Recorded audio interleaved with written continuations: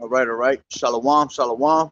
Like to start off by saying, Barakatah Yahweh, Barakatah Yahweh Shai, Kol Haloyim, Yahweh, Bahashem, Yahweh Shai, Bahashem, Rakak Wadash. Double honors to the elders and apostles of Great Millstone who rule well. Blessings and salutations to the hopeful elect that's scattered abroad. The Akim and the Akwat that's listening in. Yahweh Rakatah, Lord willing, that's blessing, is edifying. Brother Schwab on the one back at you with another lesson. And I think I did, yeah, but just in case I didn't, double honors to the elders and apostles of Great Millstone who do well. But back out here with another lesson. We come out week in, week out to prophesy the downfall of America, prophesy the downfall of Babylon the Great, which is also known as the Great Whore Babylon, which it all goes back to being America, and prophesying the downfall of the so-called white man, which is the devil that the Bible speaks of. All right, and today's lesson is going to be a lesson on how we came about on Purim, all right, which actually goes into Pawarayan, all right. That's how you say it in the Hebrew, all right, which actually comes back. It comes from Pur, okay, which Pur means to cast lots, okay. And we're going to go into the book of Esther. The whole book of Esther pretty much explains to you how Purim came about. And it's a beautiful story. I was meditating on it earlier and reading on it. Beautiful testimony. And if you want to watch a good movie on it, a good movie explaining it to the T is basically about the whole book of Esther. It's called A Night with the King. All right. And again, that's a beautiful movie, which I'm actually going to watch it tonight. I was watching bits and pieces of it, but I'm going to watch it tonight. And from what I was seeing, it was on point with the scriptures. All right. But let's go into that real quick. All right. And may Yahweh Ba'Shem Yahweh Shai be with me to push this lesson, and may it be edifying to those that are listening. All right, through the spirit and power of Yahweh Ba'Shem Yahweh Shai. All right, let me grab that real quick. Because it doesn't go into Purim because it comes from Pur. All right.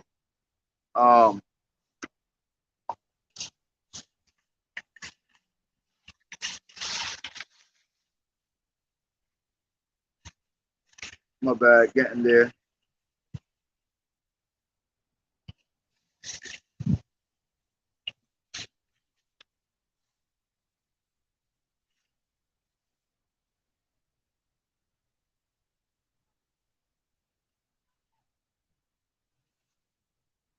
Salakia, there you go. All right, this is Pur, and it says lots, a Jewish festival, which is not a Jewish festival, because Jewish would be these Amalekites out here. All right, this is a true Hebrew festival, a high holy day, according to the scriptures. You see, while everybody was out there pretty much having a good old time on Valentine's Day, all right, which Valentine's Day goes back into Lupercalia, all right, which was a wicked ass paganistic holiday where it's so much, they pretty much was having all types of Greek orgies, all right. You had these damn Edomites were out there, committing bestiality, having sex with fucking goats and shit like that, all right, cutting off, I believe, foreskins and testicle skin and slapping people in the face with it, man. It goes deep into that whole entire paganistic holiday. Which I should have did maybe I'll do one later, even though it's a day after. All right. But it goes deep into Valentine's Day, man. So while these people are out there celebrating Valentine's Day, having a good old time, all right, which at the same time it was the Sabbath. Because if you've been realizing these holidays, man, that have been falling on the Sabbath very heavy, all right? And at the same time that these wicked-ass paganistic holidays is falling on the Sabbath, our high holy days are also falling on the Sabbath, all right? And today is the Sabbath, all right? So Shabbat Shalom, all right, to those brothers and sisters that's listening in. All right. And I'm pretty sure mad people, especially these camps that believe that you can have sex on the Sabbath, man, were getting it in with their wives last night, man. All right, after a little jungle juice and getting loose, all right, off the Grey Goose. Next thing you know, they got their legs up too, all right, on a whole nother level, doing wickedness on the Sabbath, man, because y'all still haven't realized that the Sabbath is to be holy, man. All right, a Sabbath is a holy day, sanctified unto the Lord. All right, that means you are to be pure on that day. You're supposed to be clean on that day. All right, by you having sex with your woman, all right, you're unclean, man. I don't know how many times we got to go over this through the scriptures, man. You know, you guys still haven't got it. And this is, you know, ABC work. And if you guys can't understand the basics of things, man, you're never going to understand the depth of the scriptures. All right, you're never going to have the Spirit dealing with you at the end of the day. All right, so when you having sex with your woman on the Sabbath, you're unclean, man. And that day is to be clean, pure, holy, sanctified unto the Lord, man.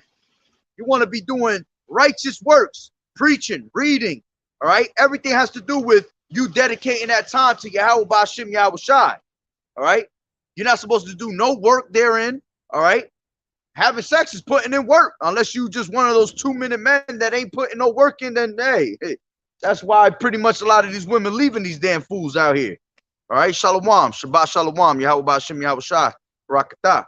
All right, so the Sabbath day is to be clean. All right, no sex on the Sabbath. But again, Valentine's was yesterday. All right on the Shabbat, and you got people that was definitely having sex with their woman, man, being unclean. All right, and on top of that, you were worshiping a paganistic holiday, Lupercalia. All right, which goes back to these paganistic Greeks, Romans, all of that, man. All right, so Per goes into Hebrew festival celebrated on the 14th and the 15th of the month of Adar, all right, which is pretty much between February and March, you know, mid-February going into March. All right, you got to remember, today's society, we go according to this damn devil, all right, of the Gregorian calendar. So our months are all messed up, man, all right, according to the scriptures.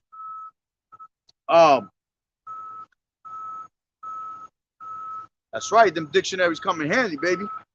That's right. So it says a Hebrew festival celebrated on the 14th and 15th of the month Adar, which it says February, March on here, commemorating the deliverance of the Hebrews from the plots of the wicked Haman in the post-exilic period. All right, and this is what we're going to get into, because this is what it really represents. All right, us being delivered from us being persecuted and murdered by Haman.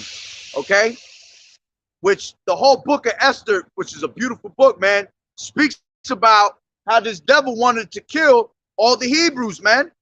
All right, he wanted to kill Mordecai and any other person that was pretty much a Hebrew.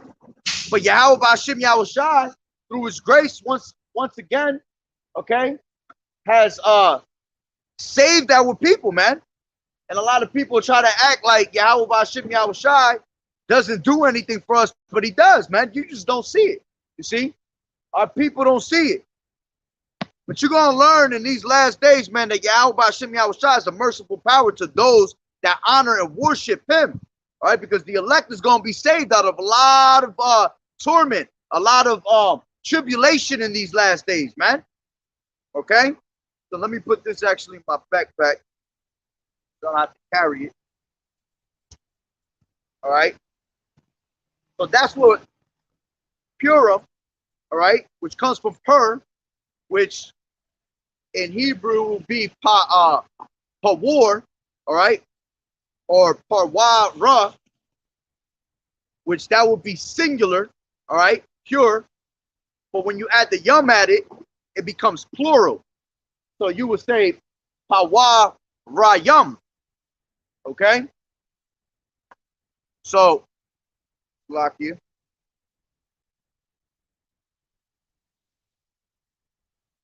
That's right. All right, so let me go into that. And since I'm out here camping, I'll just read the whole entire Esther, which is about 15 chapters, but they're pretty short chapters. But it's going to give you the whole entire, Shalom, brother, Yahweh Hashem, Yahweh Shah Barakatah. It's going to give you the whole breakdown of how we came about with Purim. All right? Now let me get to it. And I'll start from the top. All right? This is the book of Esther, chapter 1 and 1. And it says, now it came to pass in the days of Ahasuerus, this is Ahasuerus, which reigned from India even unto Ethiopia, over 127 Salakia, 120 provinces, 127 provinces. All right. Now you have to understand that Ahasuerus, okay, he was the king at the time of the Medo-Persian Empire.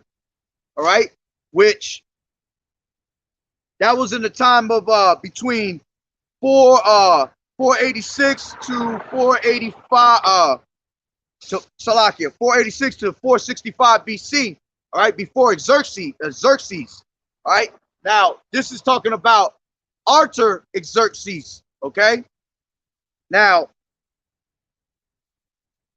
it says that in those days when the king Ahasuerus sat on the throne of his kingdom, which was in Shushan, the palace, in the 3rd year of his reign, he made a feast unto all his princes and his servants, the power of Persia and Media, and nobles and princes of the provinces before him. When he showed the riches of his glorious kingdom and the honor of his excellent majesty, many days, even 180 days.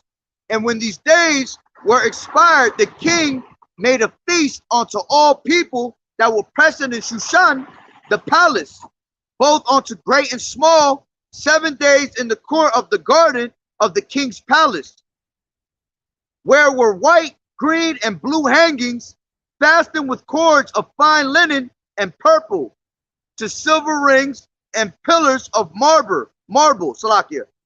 The beds were of gold and silver upon a pavement of red and blue and white and black marble. And they gave them drink in vessels of gold, the vessels being diverse one from another, and royal wine in the abundance according to the state of the king. And the drink was according to the law, none did compel. For the king had appointed to all the officers of his house that they should do according to every man's pleasure.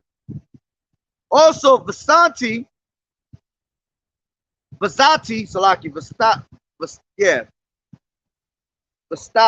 I believe it is. The queen made a feast for the women in the royal house, which belonged to King Ahasuerus.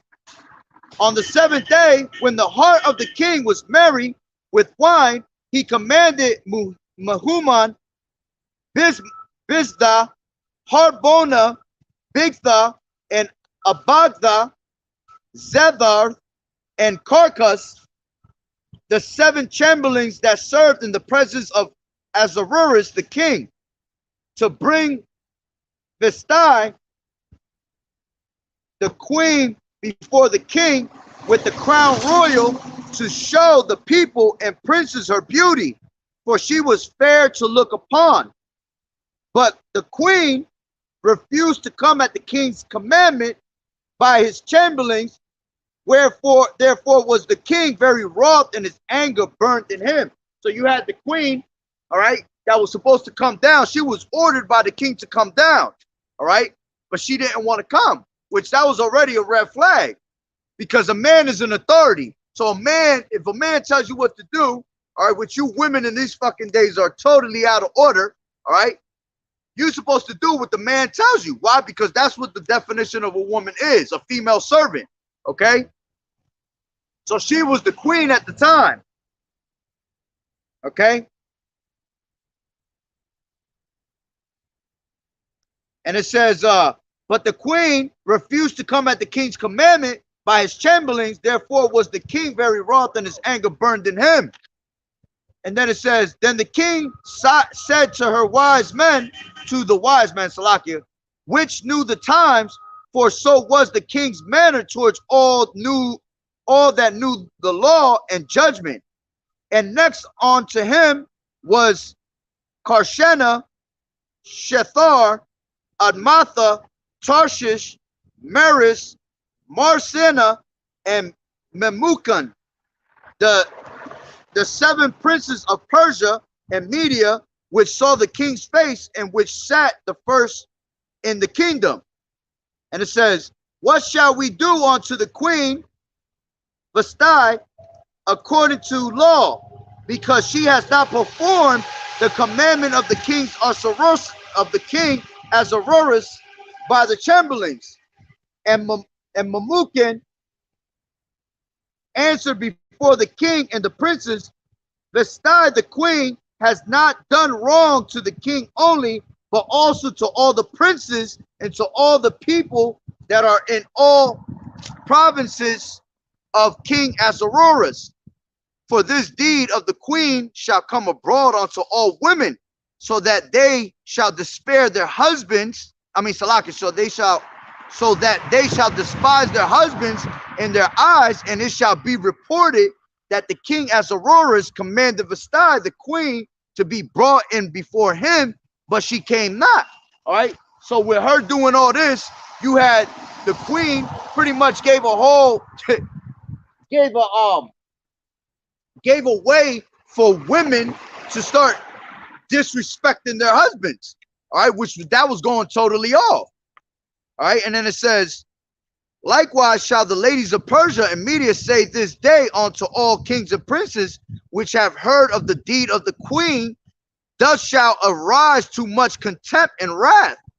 If it please the king, let there go a royal commandment from him, and let it be written among the laws of the Persians and the Medes, that it shall not be altered, that it be not altered, that Vasthi come no more before King Ahasuerus, and let the king give her royal estate unto another that is better than she. All right. So pretty much the king was about to kick her ass out for her not following the ways, all right, of a woman. Okay. So he was saying basically kick her out, and we're gonna replace her with one that's better than her. All right. Which this is when Esther comes into play. Okay. Which is gonna go into it. And this is what makes the story beautiful, all right? Because the whole story is really about Esther and Mordecai, all right? And it shows you women, okay, for you women that are out of fucking order, it shows you women how a woman is supposed to be set in order. Because if it wasn't for Mordecai giving an order, which Esther followed at the end of the day, because she was in her right order, okay, and the man basically told her what was good and checked her, all right, we would have never been saved. All right, we would have been led to our destruction if she would have did what you damn Eves do today. All right, go against the word of a man, do what the hell y'all want, all right, thinking you running shit, but she didn't come in that spirit. All right, she actually came in a humble spirit and humbled herself down. Okay, so it says 20, and when the king's decree which he shall make shall be published throughout all his empire, for it is great, all the wives shall give to their husbands honor, both to great and small. So you see, you women are supposed to give honor to your husbands, whether great or small, man, period. It doesn't even matter. All right, pretty much it's telling you all you women are supposed to give honor unto your husbands, which you women today don't give no type of honor to your husbands. All right, you pretty much put your husband to the side like he ain't shit. Okay, we in a society where a damn dog has more honor, all right, than an actual man. Okay, you be seeing all types of crazy ass memes and crazy ass posts that these women, you know, put up, basically saying that they'll serve everybody else other than the man first, other than their husbands. All right, and it says, Let me read that again. 1 and 20. And when the king's decree, which he shall make, shall be published throughout all his empire, for it is great, all the wives shall give to their husbands honor, both to great and small. And the saying pleased the king and the princes, and the king did according to the word of Memucan, for he sent letters into all the king's provinces, and to every province according to the writing thereof, and to people after their language, Salaki, and to every people after their language, that every man should bear rule in his own house, and that it should be published according to the language of every people. All right. So that's what was the law that he had published, that every man should bear rule in his own household. All right, which that goes back all the way to Genesis. All right, let me grab that real quick. Genesis. Actually, let me put this part down. All right, this is Genesis 3 and 16. And it says, unto the woman he said, I will greatly multiply thy sorrow and thy conception, and sorrow thou shalt bring forth children, and thy desire shall be toward thy husband, and he shall rule over thee. You see? So a man was made to rule over a woman. Point blank, period. All right? Tells you in the scripture that a woman shall not usurp authority over a man. A woman is to stay silent. All right? So in that time, you had the king, all right, Ahasuerus. He had made the letter, the decree, all right. So all the provinces that a man shall bear rule over in his household, all right. And it says in that it should be published according to the language of every people. All right, now chapter 2, it says, after these things, when the wrath of the king Ahasuerus was appeased, he remembered Vashti and what she had done and what was decreed against her. Then said the king's servants that ministered unto him, let there be fair young virgins sought for the king, and let the king appoint officers in all the provinces of his kingdom, that they may gather together all the fair young virgins unto Susan, the palace, to the house of the women, unto the custody of Haggai, the king's chamberlain, keeper of the women, and let their things for purification be given them. All right, which that goes to show you again that pretty much the men are supposed to have multiple wives, man, because he wanted all the fair virgins, all right, to be placed in one place, pretty much for him. All right, and it said, and let the maiden which pleaseth the king be queen instead of Vashti, and the thing pleased the king, and he did so. Now in Shushan, the palace, there was a certain Jew whose name was Mordecai, the son of Jair, the son of Shemai, Salakia, the son of Kish, a Benjamite, who had been carried away from Jerusalem with the captivity, which had been carried with Jeconiah, king of Judah, who Nebuchadnezzar, the king of Babylon, had carried away.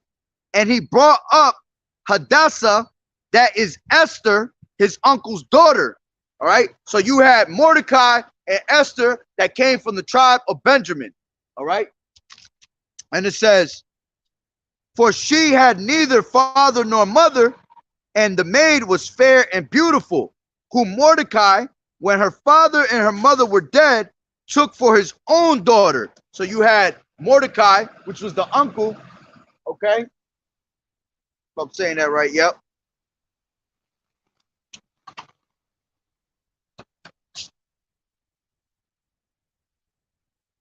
Mordecai took on Esther because she had no mother and no father, all right? And he basically took care of her. Shalom, shalom, Yahweh Bashim, Yahweh Shah, Barakatah, Shabbat, shalom. All right?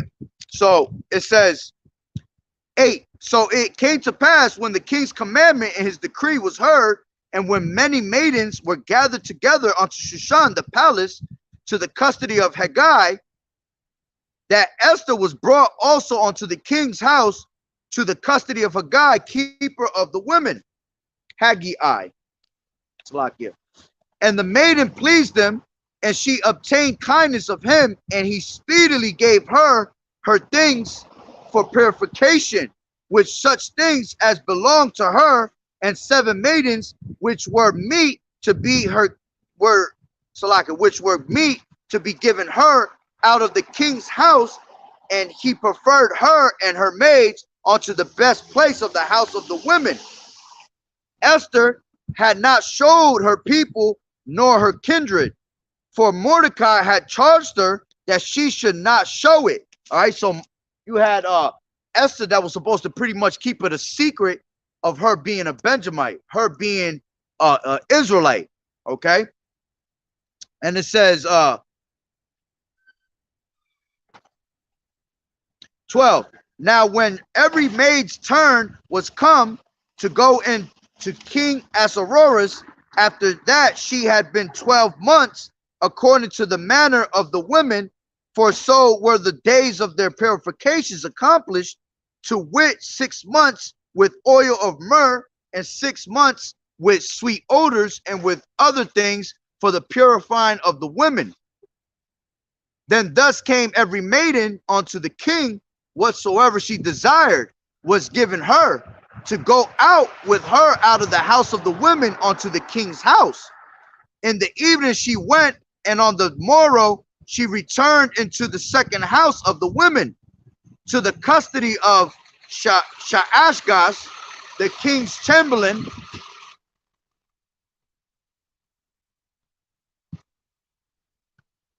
What's going on, bro? Yo, you got cars behind you, bro. All right. And it says, Salakia. And it says 13. Then thus came every maiden unto the king, whatsoever she desired was given her, to go out with her out of the house of the women unto the king's house. And in the evening she went, unto the morrow she returned into the second house of the women, to the custody of Shaashgaz, the king's chamberlain, which kept the concubines. She came in unto the king no more, except the king delighted in her, and that she were called by name. Now, it says, but now when the turn of Esther, the daughter of Abihail, the uncle of Mordecai, all right, and Salaki, I actually said that wrong. The uncle of Mordecai, that was his daughter, all right? So that would have been his, damn, I don't even know what that would have been. But there was definitely family at the end of the day. Who had taken her for his daughter, was come to go in unto the king. She required nothing, but Haggai, the king's chamberlain, the keeper of the women, appointed, and Esther obtained favor in the sight of all them that looked upon her. So Esther was taken unto King Ahasuerus into his house royal in the 10th month, which is the month Tebeth, in the 7th year of his reign. And the king loved Esther above all the women, and she obtained grace and favor in his sight more than all the virgins, so that he set the royal crown upon her head and made her queen instead of Vashti. So in the replacement of Vashti, all right, the king had found favor in Esther, all right, because she was different from all the other women, all right, and he put her as the queen. Okay. And then it says, then the king made a great feast unto all his princes and his servants, even Esther's feast, and he made a release to the provinces and gave gifts according to the state of the king. And when the virgins were gathered together the second time, then Mordecai sat in the king's gate. Esther had not yet showed her kindred nor her people, as Mordecai had charged her. For Esther did not did the commandment of Mordecai, like as when she was brought up with him in those days, meaning that she had order. All right, so she listened to what Mordecai was telling her. All right, which it was family at the end of the day, but you have to still understand that a man has authority over the woman. A woman is supposed to be in order, family or not.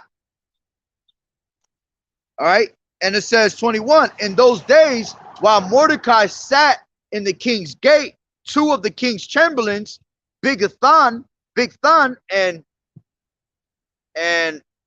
Teresh, Salakia, of those which kept the door, were wroth and sought to lay hand on the king Azarias. And the thing was known to Mordecai, who told it unto Esther, the queen, and Esther certified the king thereof in Mordecai's name. All right, which, matter of fact, I'll go into it real quick. Pretty much he ended up saving the king's life, because when you go into the Apocrypha, all right, this is being read from the Old Testament, all right, but the Old Testament ends in chapter 10, and then this is why you need the Apocrypha, because the Apocrypha goes hand in hand with the scriptures, man. The Apocrypha is part of the scriptures. The rest of the books, all right, the rest of the chapters of Esther is in the Apocrypha. So let me grab that real quick. Let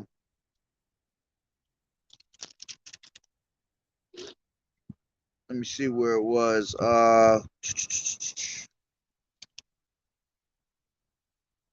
Give me 1 second.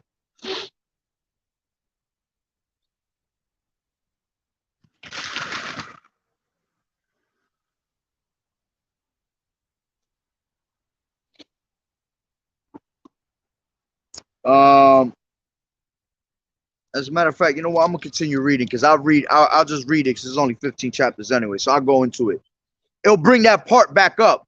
All right, it'll talk about what Mordecai actually did, you know, to save the king, which like it just said, he related the message on to Esther, and Esther gave the message on to the king. All right, and he was greatly appreciated for that at the end of the day. All right, so going back,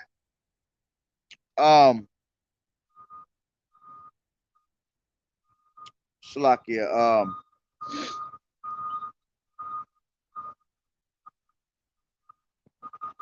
there you go. 23. And when inquisition was made of the matter, it was found out. Therefore, they were both hanged on a tree, and it was written in the book of the Chronicles before the king. All right. So for Mordecai giving the scoop onto Esther, and Esther giving it on to the king, the two men were hanged. Okay. Now it goes into chapter 3. After these things, did King Ahasuerus promote Haman. All right. Now this is the point. This is why we were delivered, because of this man right here. All right. Haman, which was a wicked ass Haggite. All right. I believe that's how you say it. Agagite, Salakia, Agagite. All right. Which the Agagites go into the descendants of Agag, which is these Amalekites. All right. Which Agag at the time was the king of Amalek. Okay. And this goes into these little hats out here.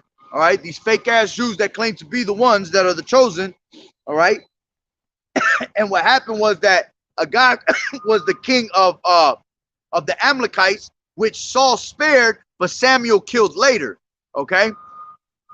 Now, reading into it, it says, after these things did King Ahasuerus promote Haman, the son of Amadatha, the Agagite, and advanced him and set his seat above all the princes that were with him. All right. So the king Ahasuerus put what's his name, Haman, all right, to be basically his right hand man.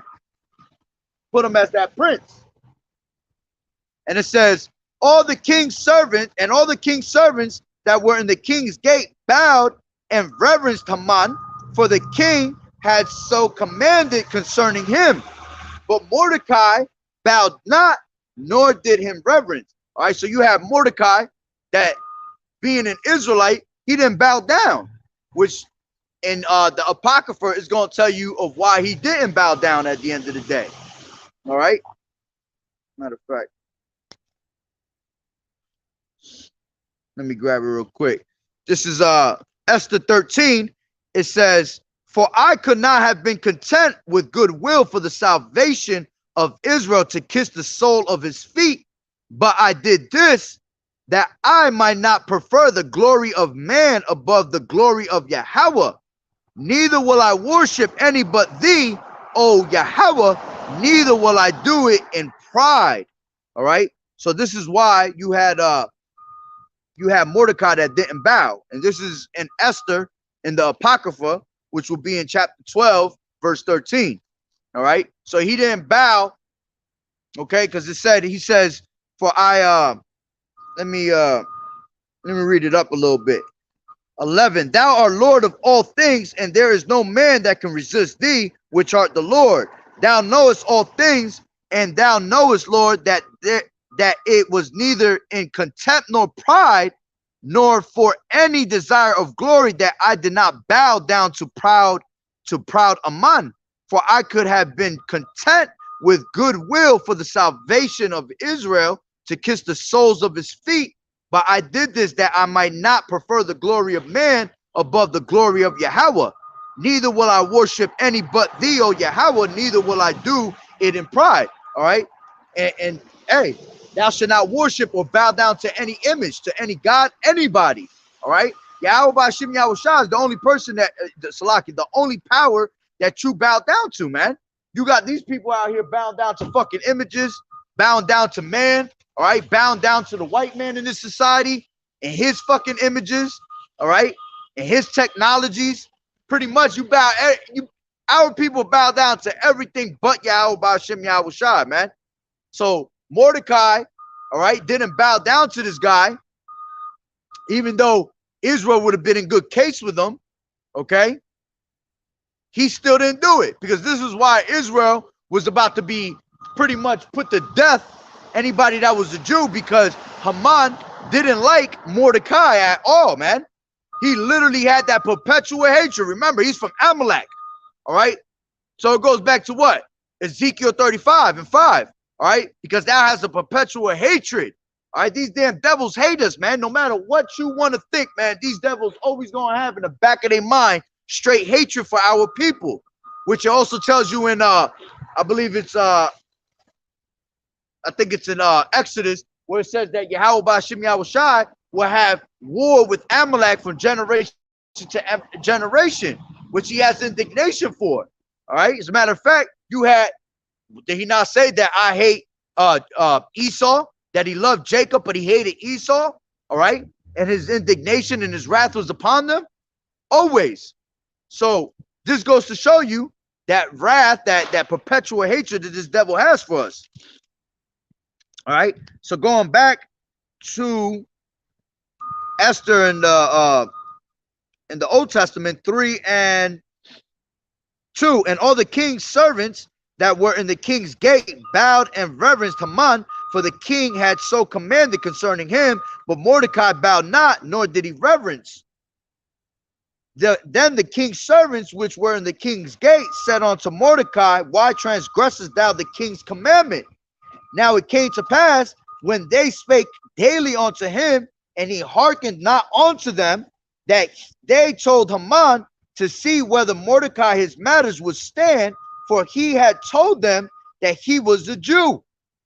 And when Haman saw that Mordecai bowed not, nor did him reverence, then was Haman full of wrath, and he thought scorn to lay hands on Mordecai alone, for they had showed him the people of Mordecai, all right, which the people were the Israelites, all right, whereof Haman sought to destroy all the Jews, which that's who he wanted to destroy after that. He wanted to destroy Shalom, Yahweh Bashim Yahushua Barakatah. He wanted to destroy all the Jews after that, all because Mordecai didn't bow down to him, all right, in his presence.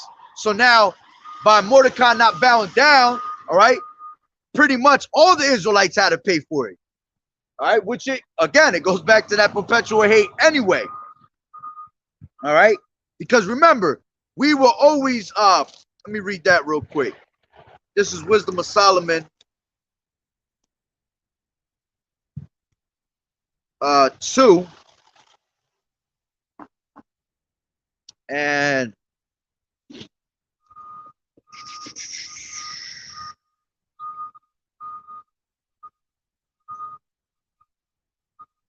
this is 12.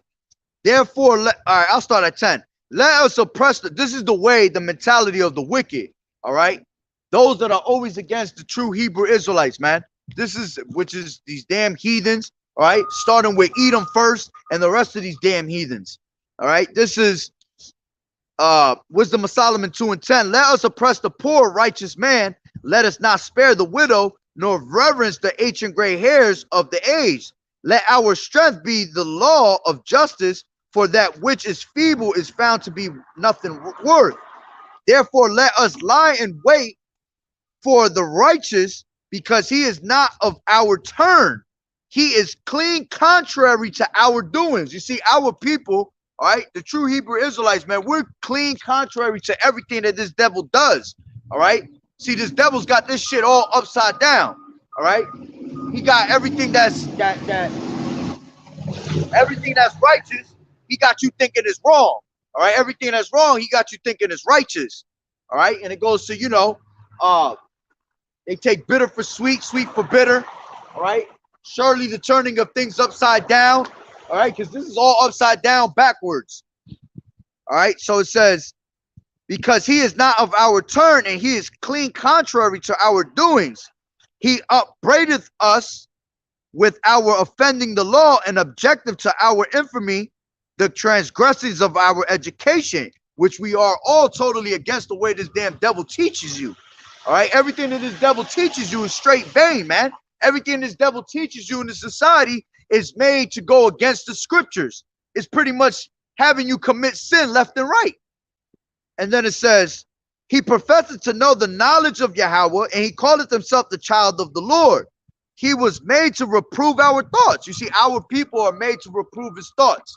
All right, we're made to correct this damn devil and his wickedness. All right, which at the end of the day, we're here to correct our people, the so-called Negroes, Latinos, and Native American Indians that follow after this damn devil. All right, they follow in the way of the heathens. Then it says, he is grievous unto us, even to behold, for his life is not like other men's. His ways are of another fashion. Our ways are of another fashion. Our ways are following according to the scriptures. Our ways is according to what Yahweh Ba'ashem Yahushua has commanded us to do. All right, keeping the law, statutes, and commandments to the best of our abilities, walking in that righteous path. All right, putting our faith in Yahweh Ba'ashem Yahushua than to put our faith in all these damn devils out here. Okay, it says, we are esteemed of him as counterfeits. He abstaineth from our ways as from filthiness. He pronounceth the end of the just to be blessed, and maketh his boast the power that Yahweh is his father. And that's right. All right, Yahweh Ba'ashem Yahushua is our power. We praise, all right, Yahweh Ba'ashem Yahushua on a daily basis. We don't praise the so-called white man. We don't praise the wicked out here. We praise Yahweh Ba'ashem Yahushua, because that's our power and there's no God beside him. Okay? It says, let us see if his words be true, and let us prove what shall happen in the end of him. And pretty much it goes into how this devil, you know, he puts us to the test. That's why he'll torture us, kill us, put us in certain predicaments to see if we're going to call upon our power, and to see if our power, Yahweh Ba'ashem Yahushua, will deliver us. All right, but the point was made. That the point is that we're contrary to all the things of this damn society. All right. Anything that has to do with wickedness, we ain't got nothing to do with it. All right. Now going back to 3 and 6 and Esther, it says, and he thought scorn to lay hands on Mordecai alone, for they had showed him the people of Mordecai, where Haman sought to destroy all the Jews that were throughout the whole kingdom of Ahasuerus, even the people of Mordecai.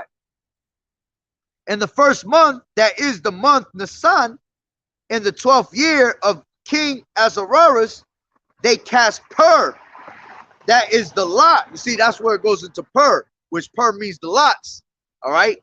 And then that's how you get Purim, because they're casting lots. All right. More than one, plural. All right. It says, and as a matter of fact, let me show you what lots are. All right. Different type of lots, situations. This is Jonah. I'll show you an example, a couple examples of casting lots. Was because what casting lots goes into I think I got it written in here, the Hebrew word. 1 second. Garal. That's what the Hebrew word for casting lots is. All right. Beautiful. Jeremiah 17:5. Thus saith the Lord Yahweh Ba'ashem Yahushai, cursed be the man that trusteth in man and maketh flesh his arm, and whose heart departed from the Lord. Exactly. You see? So you're supposed to put your trust in Yahweh Ba'ashem Yahushai. All right. You're not supposed to put your trust in man. All right. And in the times that we live in, you got these damn 2/3 putting their trust all over man. All right. You trust in the society. You trust in Esau, Edom. You trust in your oppressor. All right. And your oppressor is basically fooling you to your death, man. So casting lots real quick, which the Hebrew word was garal. All right. This is an example of casting lots. This is Jonah 1:7. And they said, every one to his fellow, come and let us cast lots, that we may know for whose cause this evil is upon us.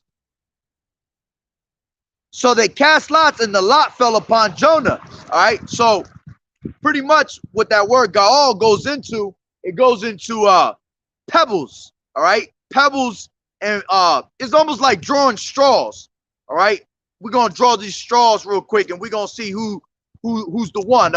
In today's society, we would do like let's rock, paper, scissors, shoot for it. Let's shoot dice for it. Anything like that is considered casting lots. But in those times, all right, the pebbles were used for a systematically made decision. Okay. So going back into Jonah 1:7, and they said, every one to his fellow, come and let us cast lots, that we may know for whose cause this evil is upon us. So they cast lots, and the lot fell upon Jonah. All right. Let's go into another one. This is Acts 1:26.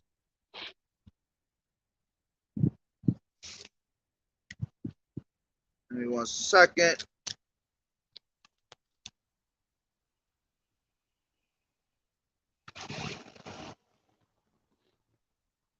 Acts 1:26, and it says, and they gave forth their lots, and the lot fell upon Matthias, and he was numbered with the 11 apostles. All right, which that went into because you had what's his name, Judas. All right, by transgression he had fell. All right, so he ended up hanging himself. So there was somebody that needed to replace, and Matthias was the one that was replaced. All right, so they casted lots, to make that systematical decision. All right, and I'll give you one more. Will be I believe it's in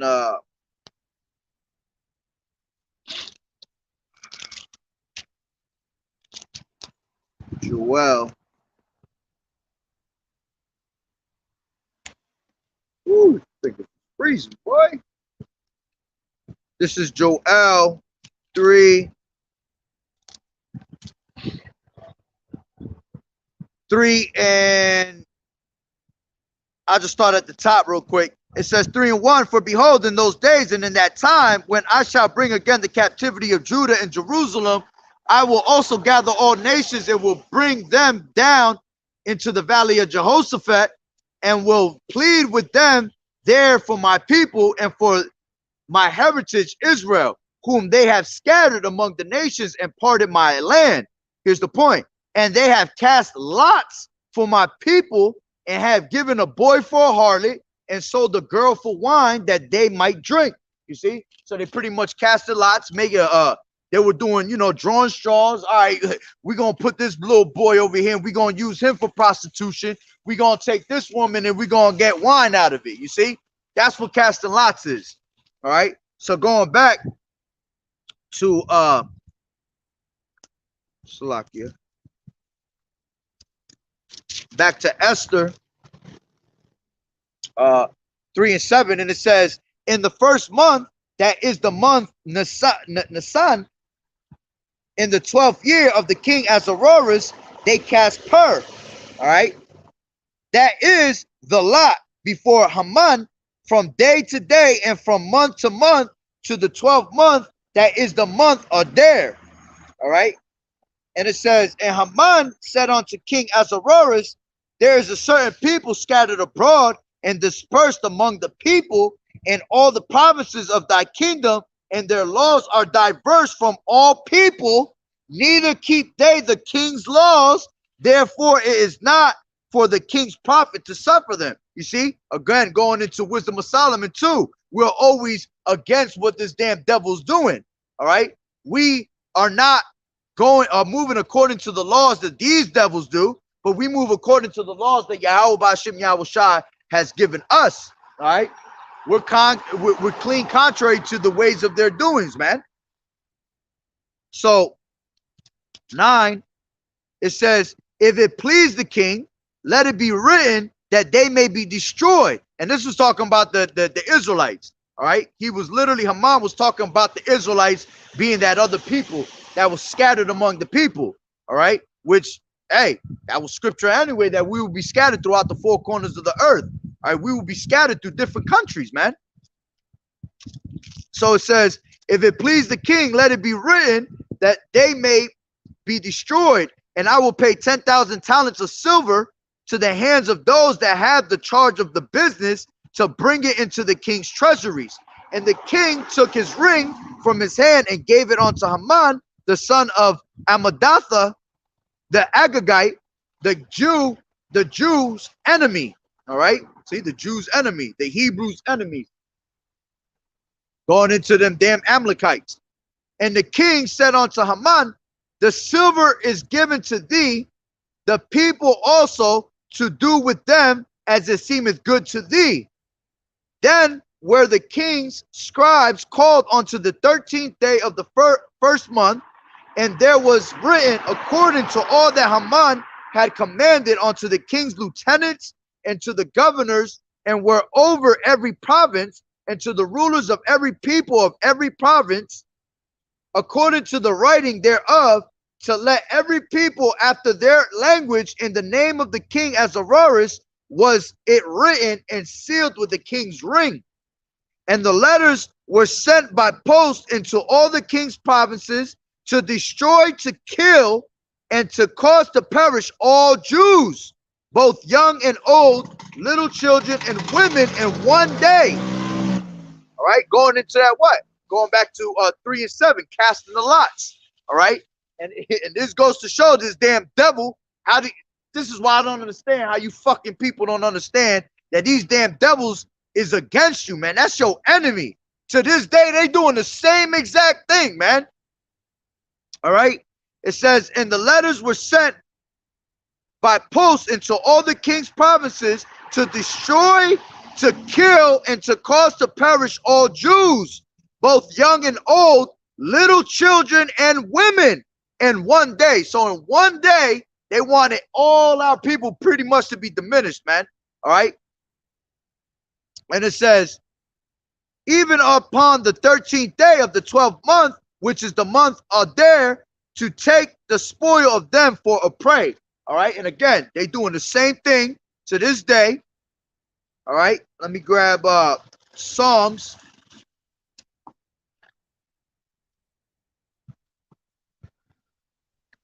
Shalom, shalom. Yahweh Ba'Shem Yahweh Shai Barakatah. This is Psalms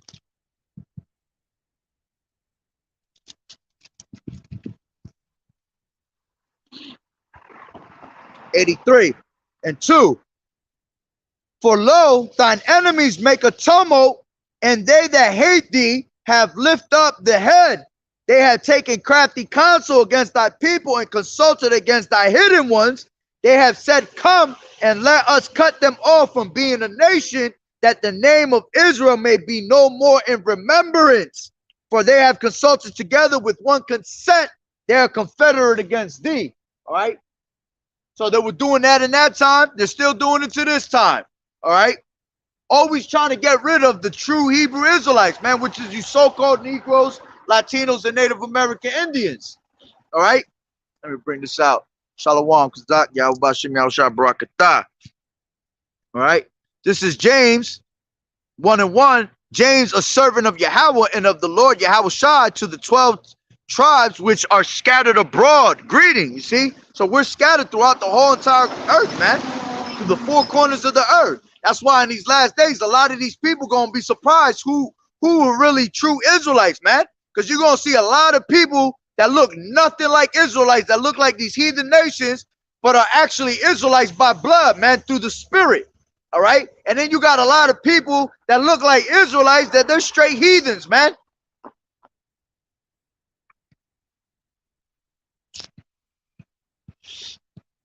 All right. This is give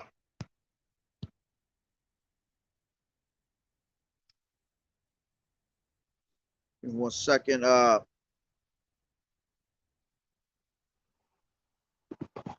yeah, 14. All right, this is Esther 3 and 14. The copy of the writing for a commandment to be given in every province was published unto all people, that they should be ready against that day. The post went out, being hastened by the king's commandment, and the decree was given in Shushan and the palace. Salakia was given in Shushan the palace, and the king and Haman sat down to drink, but the city Shushan was perplexed. Meaning there was in confusion. All right, you had the 127 provinces that were literally confused because they received a letter saying that all Jews had to be killed. All right, so they were all in confusion at the moment. All right, and then it says, this is chapter 4:1. When Mordecai perceived all that was done, Mordecai rent his clothes and put on sackcloth with ashes, and went on to the midst of the city and cried with a loud and a bitter cry, and came even before the king's gate, for none might enter the king's gate clothed with sackcloth. And in every province, whithersoever the king's commandment and his decree came, there was a great mourning among the Jews, and fasting and weeping and wailing, and many lay in sackcloth and ashes. Yeah, so the Hebrews, all right, at that time were scared as hell. All right, so they turned into what? Weeping, fasting. All right, they were literally scared of what was about to happen because of this letter that had went out, that they all had to be massacred, basically. All right, and it says, so Esther's maids and her chamberlains came and told it her. Then was the queen exceedingly grieved, and she sent raiment to clothe Mordecai and to take away the sackcloth from him, but he received it not. All right, and that was the beauty of it, man. Mordecai was a straight G. All right, he didn't care. He didn't care. No matter what was going on, he was not turning away from Yahweh B'Shem Yahweh Shai, man, and in the ways of our people. All right, he kept it straightforward. You know, if it was basically he was ready to die if it had to be. Now, was he scared? Absolutely, he was scared.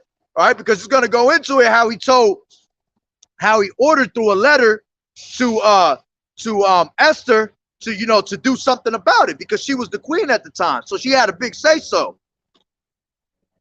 All right, and it says 5. Then called Esther for Hatak, one of the king's chamberlains, whom he had appointed to attend upon her, and gave him a commandment to Mordecai to know what it was and why it was. So Hatak went forth to Mordecai onto the street of the city, which was before the king's gate. And Mordecai told him of all that had happened unto him, and of the sum of the money that Haman had promised to pay to the king's treasuries for the Jews, to destroy them. Also he gave him the copy of the writing of the decree that was given at Shushan to destroy them, to show it unto Esther, and to declare it unto her, and to charge her that she should go in unto the king and make supplication unto him to make a request before him and for her people. So basically she was begging, because supplication goes into begging. All right.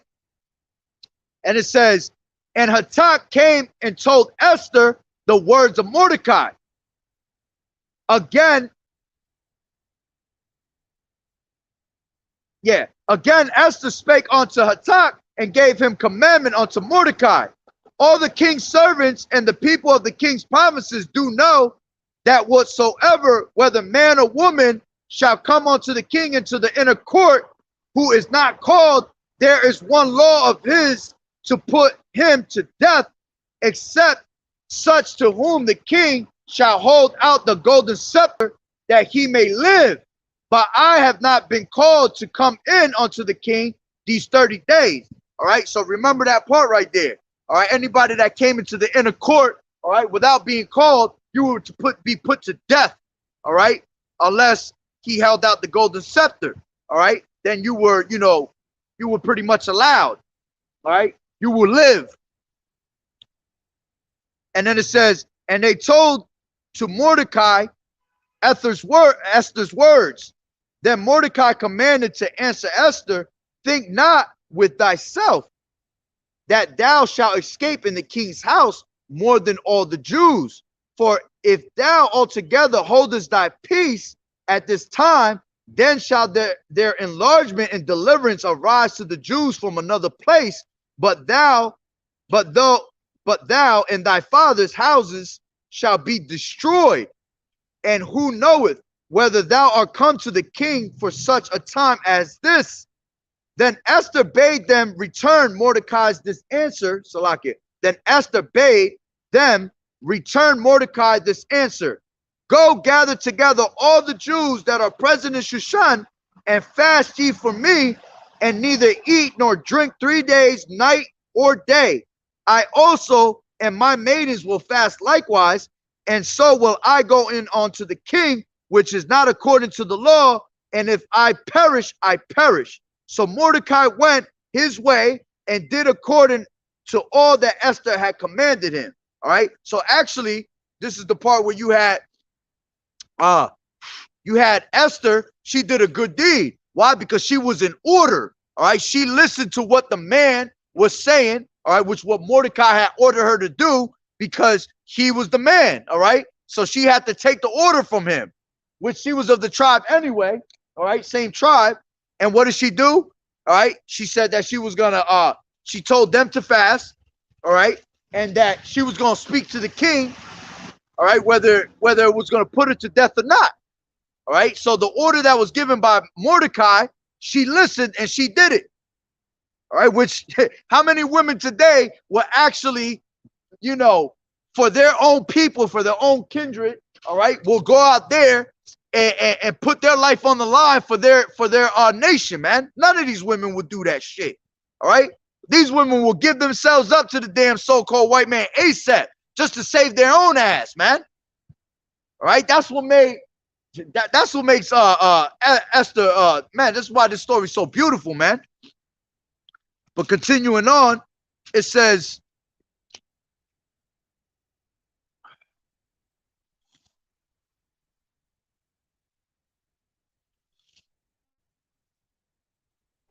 damn, this is freezing, boy. I didn't think it was that cold. All right, this is 5:1. Now it came to pass on the third day that Esther put on her royal apparel and stood in the inner court of the king's house over against the king's house, and the king sat upon his royal throne in the royal house over against the gate of the house. And it was so, when the king saw Esther the queen standing in the court, that she obtained favor in his sight, and the king held out to Esther the golden scepter. Now remember, anybody that went into the inner court without being called was to be put to death. So you can imagine at the time, all right. And as a matter of fact, I'm gonna say it again, a beautiful movie to watch is A Night with the King. All right. That whole movie is about Esther. All right. And what ended up happening in that part in the movie, when she tried to go into the inner court before the king without being called, I believe it was Hanan, he tried to kill her. All right, he pulled out the sword and was about to kill her right before everybody. All right, but the king, as Aurorus, he found favor in her. Okay, and he stopped him from killing her, and then he let her touch the gold scepter. All right, so she lived off of that, man. So let me read that again, 5 and 2. And it was so when the king saw Esther, the queen, standing in the court. So like, let me read that again. And it was so when the king saw Esther, the queen, standing in the court, that she obtained favor in his sight, and the king held out to Esther. And the king held out to Esther the golden scepter that was in his hand. So Esther drew near and touched the top of the scepter. Then said the king unto her, What wilt thou, Queen Esther? And what is thy request? And it shall be given, and it shall be even given thee to the half of the kingdom. And Esther answered, If it seem good unto the king, let the king and Haman come this day unto the banquet that I have prepared before him. For him. Then the king said, Cause Haman to make haste, and he do as Esther has said. So the king and Haman came to the banquet that Esther had prepared. And the king said unto Esther at the banquet of wine, What is thy petition? And it shall, what is thy petition? And it shall be granted thee. And what is thy request? Even to the half of the kingdom it shall be performed. Then answered Esther and said, My petition and my request is, if I have found favor in the sight of the king, and if it please the king to grant my petition and to perform my request, let the king and Haman come to the banquet that I shall prepare for them, and I will do tomorrow as the king has said. Then went Haman forth that day, joyful and with a glad heart. But when Haman saw Mordecai in the king's gate, that he stood not up, nor moved for him, he was full of indignation against Mordecai. Nevertheless, Haman refrained himself, and when he came home, he sent and called for his friends and Zeresh, Salakia, his wife. And Haman told them of the glory of his riches and the multitude of his children, and all the things wherein the king had promoted him, and how he had advanced him above the princes and servants of the king. Haman said, Moreover, ye Esther the queen did let no man come in with the king unto the banquet that she had prepared, but myself, and tomorrow am I invited unto her also with the king. Yet all this availeth me nothing, so long as I see Mordecai the Jew sitting in the king's gate. All right, and that's pretty much showing you that pure hatred, man. All right, because at that time you'll have I believe at that time he had him he was pretty much going through the city, you know, because he was promoted. Okay, let me make sure. Yeah. All right. So let me go into 14, and then it says, then said Zeresh, his wife, and all his friends unto him, let a gallus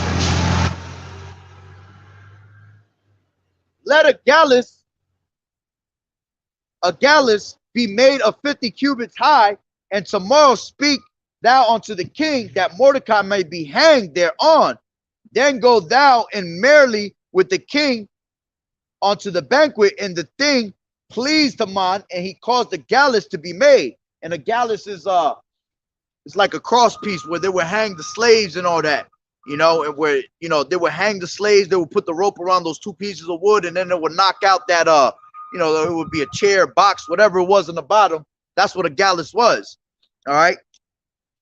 And it goes so pretty much they wanted to hang, all right, Mordecai. Now this is 6 and 1, and it says, On that night could not the king sleep, and he commanded to bring the book of records of the chronicles, and they were read before the king. And it was found written that Mordecai had told of Bigthana and Teresh, two of the king's chamberlains, the keepers of the door, who sought to lay hand on the king Ahasuerus. Yeah, because in those times they will write, when you would do a great deed, they will pretty much write it in a book and record it. So that time that Mordecai had told Esther that those two servants of Ahasuerus was trying to put hands on him, all right, and kill him, all right, was recorded. And that was the beauty of it, because it came to show later, you see.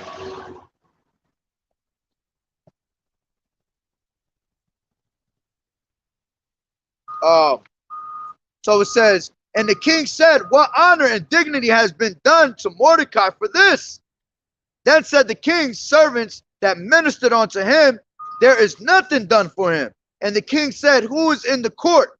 Now Haman was come into the outward court of the king's house to speak unto the king to hang Mordecai on the gallows that he had prepared for him.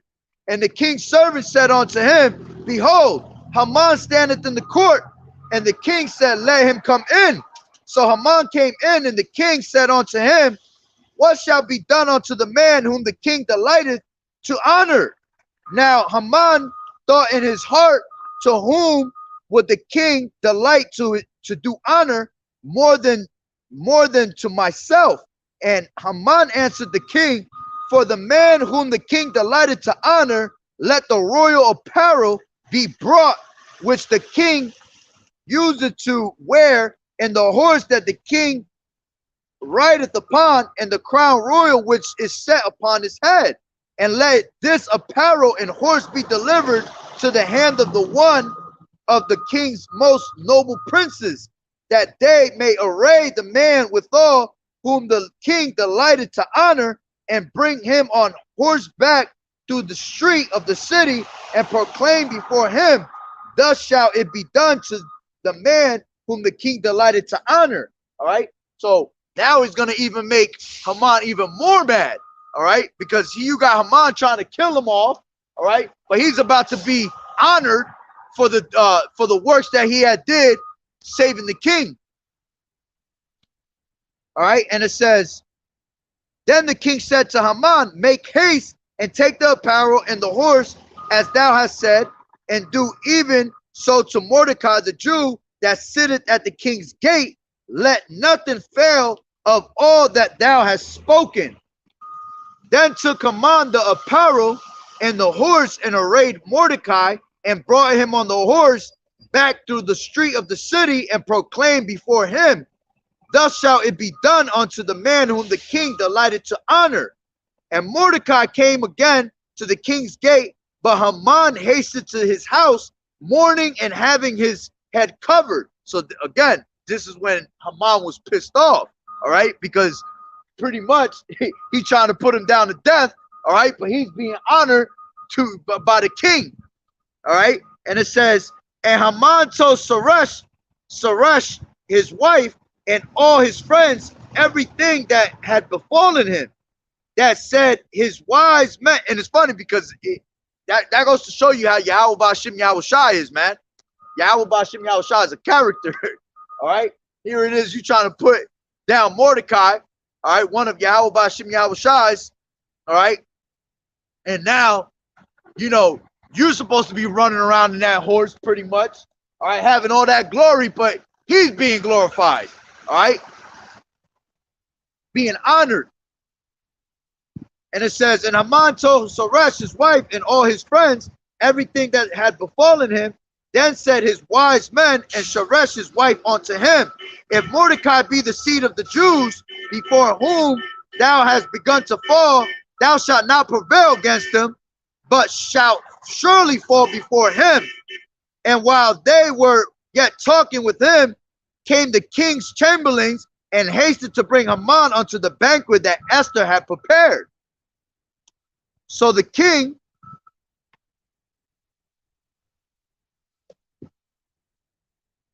and it's funny because even his wife, Let me read that again. And Haman told Zeresh his wife and to all his friends everything that had befallen him. Then said his wise men and Zeresh his wife unto him, if Mordecai be the seed of the Jews, before whom thou hast begun to fall, thou shalt not prevail against them, but shalt surely fall before him. So you had his own wife and his own men telling him, if he is a true man of the Lord, you about to fall against this man. You're not going to prevail against him, man. All right? Because you got to remember, in those days, man, there was all types of, how you doing? There was all types of talk about what Yahweh Hashem Yahweh Shah would do for his people. All right? People knew. All right? So, going to 14, and it says, and while they were yet talking with them, came the king's chamberlains and hasted to bring Haman unto the banquet that Esther had prepared. 7:1, chapter 7:1. So the king and Haman came to the banquet with Esther the queen. And the king said again unto Esther on the second day at the banquet of wine, what is thy petition, Queen Esther? And it shall be granted thee. And what is thy request? And it shall be performed even to the half of the kingdom. Then Esther the queen answered and said, if I have found favor in thy sight, O king, and if it please the king, let my life be given me at my petition and my people at my request. For we are sold, I and my people, to be destroyed, to be slain, to perish. But if we had been sold for bondmen and bondwomen, I had held my tongue, although the enemy could not contravail the king's damage. All right. So she wanted to, she was basically telling him at her own petition, all right, that if, how was it she said it? Slakia. She said, if I please the king, let my life be given me at my petition and my people at my request. All right. So she was basically trying to save her people. All right. Because of the letter that went out to kill all the Jews. All right. And it says, for we are sold, and I and my people to be destroyed, to be slain and to perish. But if we had been sold for bondmen and bondwomen, I had held my tongue, although the enemy could not contravail the king's damage. Then the king Ahasuerus answered and said unto Esther the queen, who is he, and where is he, that durst presume in his heart to do so? And Esther said, the adversary and the enemy is the wicked Haman. All right, and remember, now they're having a banquet where you had the king and Haman, all right, and the queen, Esther, sitting together, all right? And it says, then Haman was afraid before the king and the queen.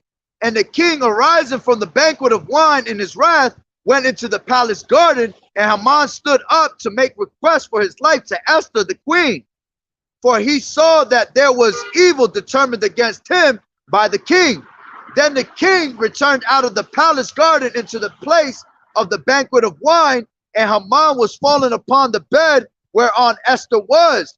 Then said the king, while he forced the queen also before me in the house, as the word went out of the king's mouth, they covered Haman's face.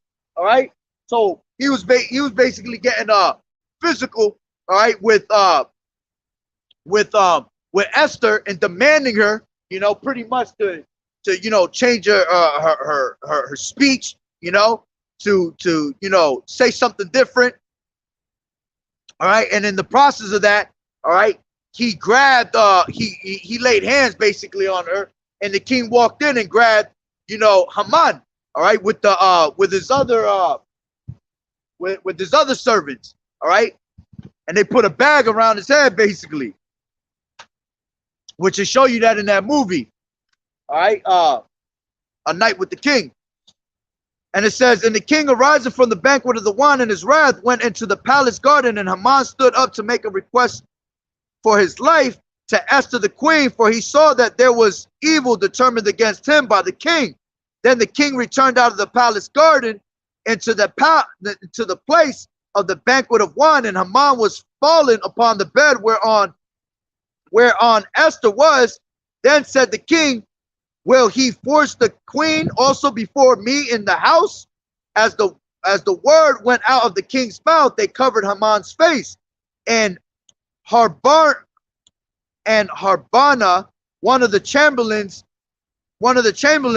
said before the king, behold, also the gallows 50 cubits high, which Haman had made for Mordecai, who had spoken good for the king, standeth in the house of Haman. Then the king said, hang him thereon. So they hanged Haman on the gallows that he had prepared for Mordecai. Then was the king's wrath pacified. All right. So it all turned against him. You know, it backfired on him. So the gallows that he had prepared to hang Mordecai, which were in the house, all right, was the same gallows they used to hang Haman. Okay, which it goes to show you that, you know, pretty much the king's heart, all right, is in the decision of Yahweh Ba'Shem Yahweh Shai. Because Yahweh Ba'Shem Yahweh Shai, matter of fact, let me grab that real quick.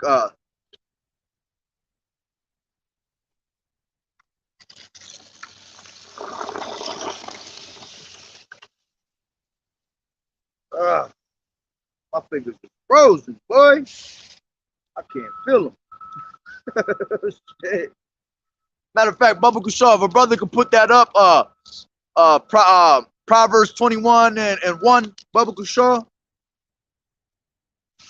Matter of fact, can a brother put up 21, Proverbs 21 and 1, Galatians 6, 7 and 8, Psalms 10 and 2. The brothers could do that.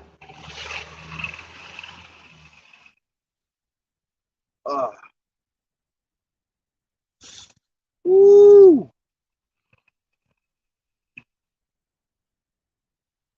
The water. That's Proverbs 21. Proverbs 21 and 1, and it says, the king's heart is in the hand of the Lord. Yahweh Ba'Shem Yahweh Shai, as the rivers of water, he turneth it whithersoever he will. All right.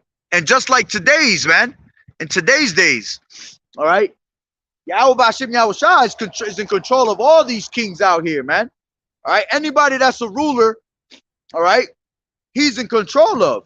This is why he's controlling all these damn devils to go to war, all right, to set up for that World War III. All right. He's setting up Joe Biden out here. All right, setting up these top banking families to do what they doing, all right, to make the moves on our people, the way they making them. That's all through the spirit and power of Yahweh Ba'Shem Yahweh Shai. All right, good way to look at to look back on is how he hardened Pharaoh's heart. All right, he would hit him with a plague. Then you had Pharaoh that would cry about it and cry unto the Lord to forgive him and all that. And then he will harden up his heart, and then he will do it again. You see? So Yahweh Ba'Shem Yahweh Shai has control of the king's heart. All right, and that went to show that he pretty much put the decision on the king to hang him. All right, Haman. This is Galatians 6 and start from 6, and it says, let him that is taught in the word communicate unto him that teacheth in all good things. I need a 7 in there. Galatians 6 and 7. I could grab it real quick. Woo! Yo, my fingers is woo. Them things is frozen right now. It's crazy because I don't know. It ain't even that cold, yo. I guess it's just my nose and my damn fingers. This is Galatians.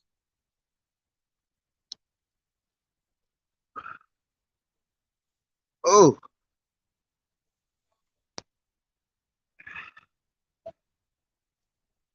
Salaki, I'm trying to get to it. Oh, past it.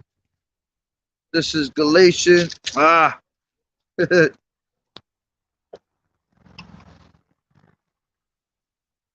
go. Galatians 6, and I'll read it from where the brother put it up. 6. Galatians 6 and 6, and it says, let him that is taught in the word communicate unto him that teacheth in all good things. Be not deceived. Yahweh is not mocked. For whatsoever a man soweth, that shall he also reap. For he that soweth to his flesh shall of the flesh reap corruption, but he that soweth to the spirit shall of the spirit reap life everlasting. All right. So Yahweh Bashem Yahushua is not to be mocked, man. Whatever you reap, you will sow, man. All right. So this damn devil, Haman, had pretty much intentions to put hands on Mordecai, man. He wanted to touch one of the apple of his eyes, one of the apples of his eye, man. All right. Just like in these days when this damn devil has intentions to put hands up upon the men of the Lord, the elect, all right, Yahweh Bashem Yahushua is going to lift that standard up, man. And these devils ain't going to be able to make no moves, man. All right. So, and let me get, this is Psalms 10 and 2. The wicked in his pride does persecute the poor. Let them be taken in the devices that they have imagined. You see? So you had this devil that imagined Mordecai to be hanged. All right. He done prepared a whole entire hanging session for him. Gallows and everything. All right. And look, his own device came upon his own head, man. Matter of fact, Bubba Control, if a brother could put beautiful. This is Proverbs 20 and 24. Bubba Control, if a brother could put up Jeremiah 20 and 11. All right, this is Proverbs 20 and 24. Man's goings is of the Lord, so how can a man understand their own way? All right, Yahweh Bashem Yahushai is the one that oh, it's all good, it's all good. Yeah, these devils on some other shit. I don't know if it was, I don't think any of the brothers blocked you. It was probably these damn devils. But yeah, the Lord, all right, he directs your steps, man. All right. At the end of the day, everything is controlled through the spirit and power of Yahweh Bashem Yahushai.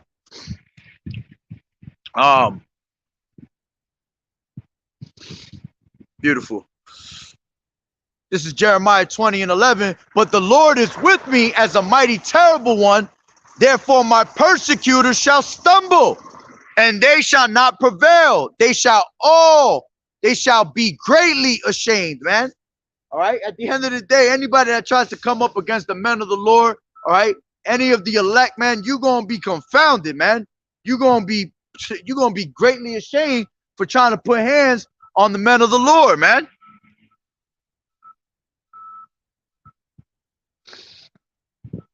Oh, damn, I didn't even know that. They doing that now, too. They blocking precepts. Damn, this devil's reaching, boy. Oh, man.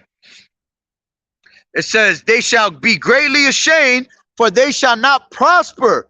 Their everlasting confusion shall never be forgotten. You see? They're not going to be able to prosper, man. And this is what happened to this damn devil. All right? Haman was trying to put him down. All right? And look, it all came back and backfired on top of him. All right? He never prospered with it. That's crazy. I didn't know they was doing that. Beautiful. Jeremiah 10 and 23. Oh Lord, I know that the way of man is not in himself. It is not in man that walketh to direct his steps. Beautiful.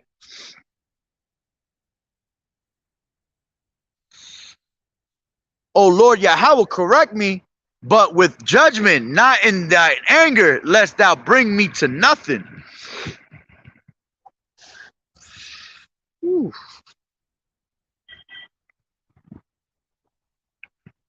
The water. All right. So going back to this is matter of fact, if a brother could put up Psalm 7, 15 through 17, and Isaiah 54 and 17, Baba Kushar. Before I get into this, my finger's so frozen I can't even turn to the damn pages.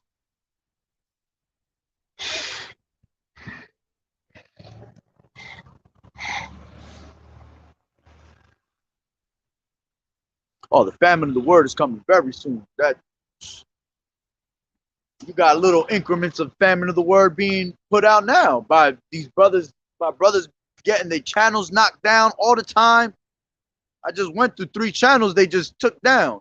Well, actually, one of them, I realized that it's still there, but I have no access to it. I can't even jump into that channel and see, you know, what I posted and try to copy and paste onto something. I can't even do that. It's weird. Beautiful. This is beautiful. The water. Psalm 7 and 15. He made a pit and digged it, and is fallen into the ditch which he made. And that's what this damn devil Haman did. He digged his own pit, man, and fell right into his own ditch. All right. It says, Psalm 7:16, his mischief shall return upon his own head, and his violent dealings shall come down upon his own pate. I will praise the Lord Yahweh Ba'ashem Yahushua according to his righteousness, and will sing praise to the name of the Lord Yahweh Ba'ashem Yahushua. Beautiful. Isaiah 54 and start from 15. Actually, I want 17 to water for the other ones, though.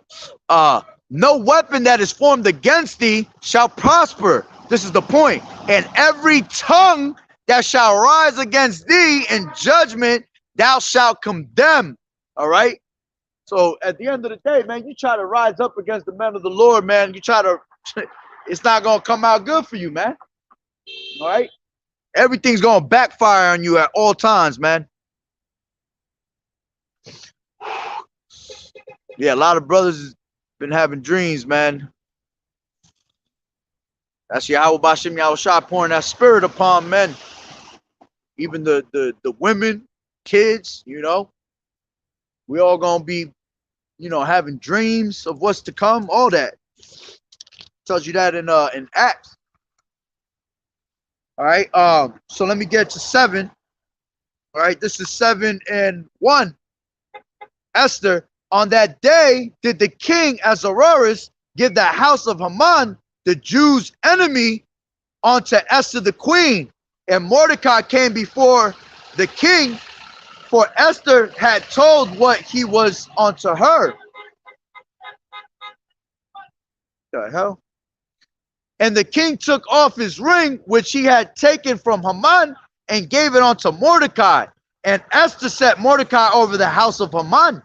And Esther spake yet again before the king, and fell down at his feet, and besought and besought him with tears to put away the mischief of Haman the Agagite, and his device, and that he had devised against the Jews.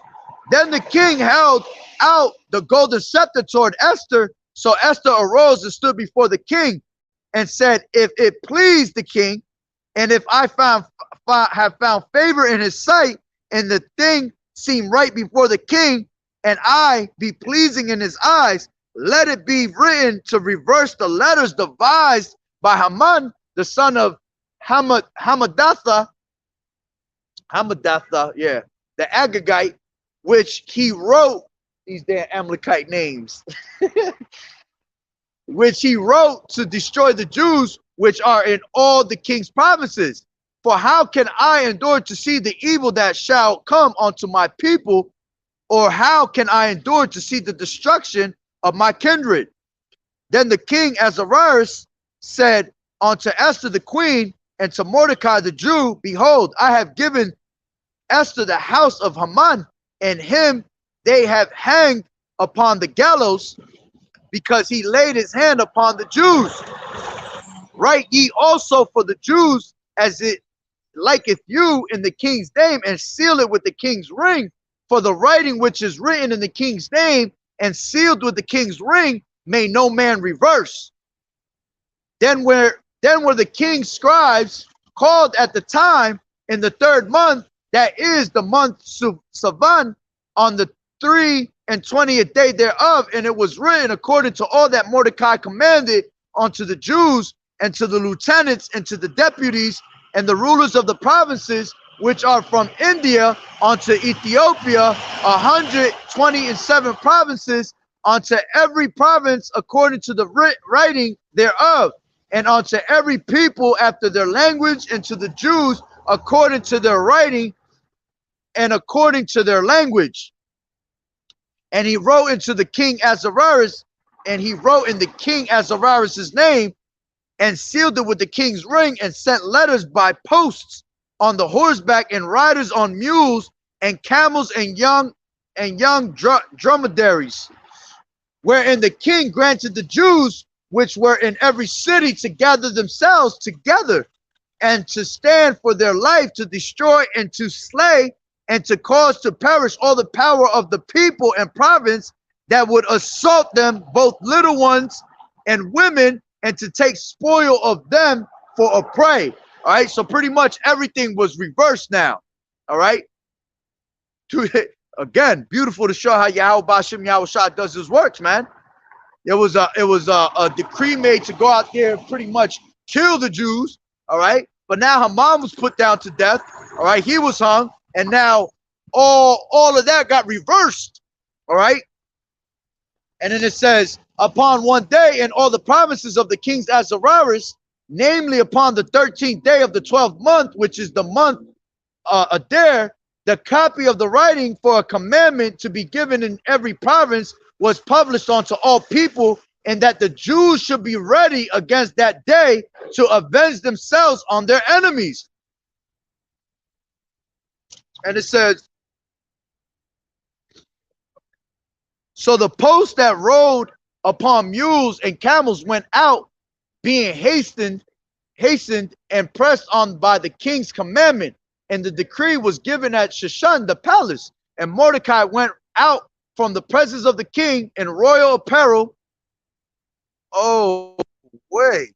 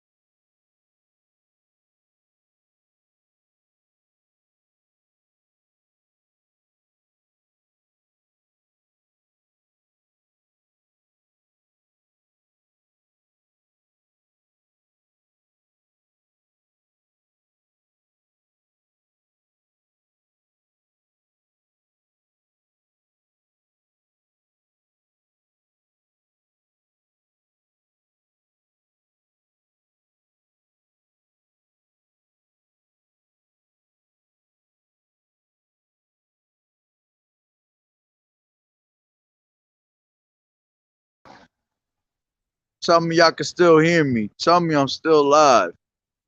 Yo, I'm mad as hell right now.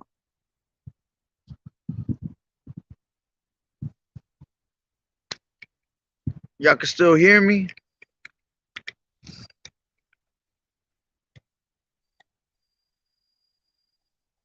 Oh man, bro. Yo, I'm mad as hell right now. Yo, my whole phone died. I just had 100% on my battery. I made sure of that before I got out here. And my phone just died. I have a charger on me, but I don't know how long this is gonna last.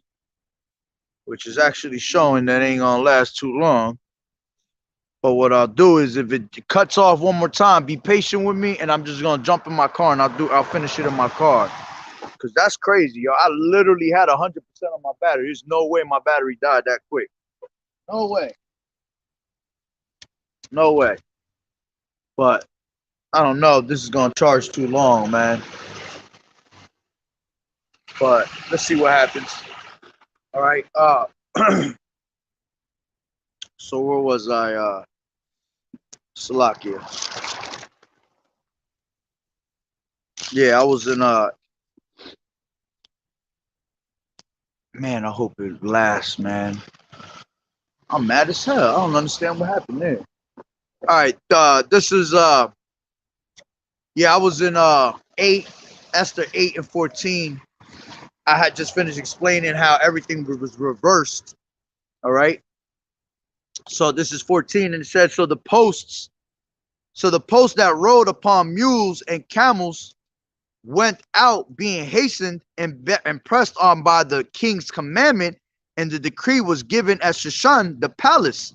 And Mordecai went out from the presence of the king in royal apparel of blue and white, and with a great crown of gold, and with a garment of fine linen and purple, and the city of Shushan rejoiced and was glad. The Jews had light and gladness. The Jews had light and gladness, joy and honor. And in every province and every city, wheresoever the king's commandment and his decree came, the Jews had joy and gladness, a feast, a good day. And many of the people of the land became Jews, for the fear of the Jews fell upon them. All right. So this is, us celebrating that. All right. Again, this goes into why Purim is pretty much celebrated, because we were delivered, all right, pretty much out of the hand of this damn enemy of ours.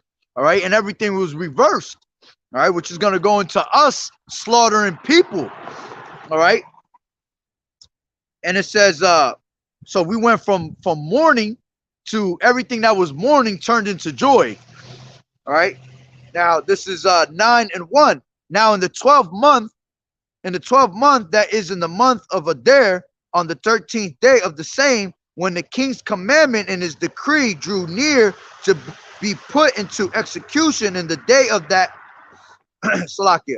When the king's commandment of his decree drew near to be put in execution in the day that the enemies of the Jews hoped to have power over them, though it was turned to the contrary, that the Jews had rule over them that hated them. See, everything was reversed now.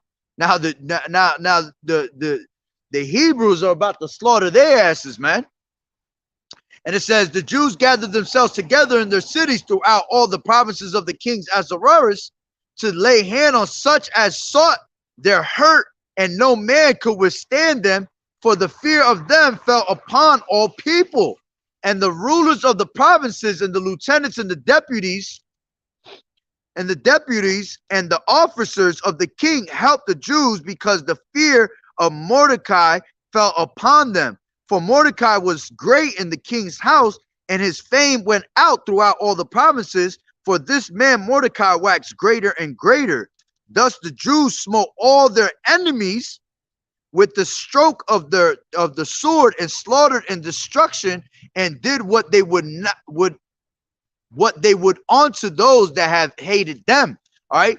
So this is what I was saying earlier. You got these damn devils, right? They'll celebrate all these wicked ass fucking holidays and don't actually have a meaning behind what the hell they're celebrating. Well, there is a meaning, but they don't know the meaning of what they're celebrating. See, us, all right, having these scriptures and having our holy days actually represent something.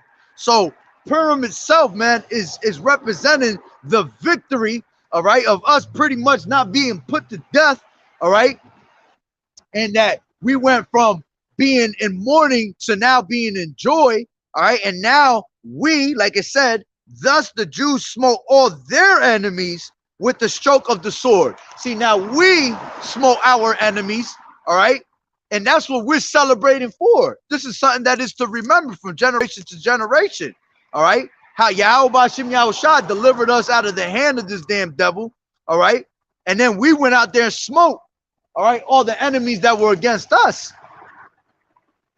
And it says 6, and in Shushan the palace the Jews slew and destroyed 500 men, and Parshandatha and Dalphon and Aspatha and Porthora and Adalia and Aridatha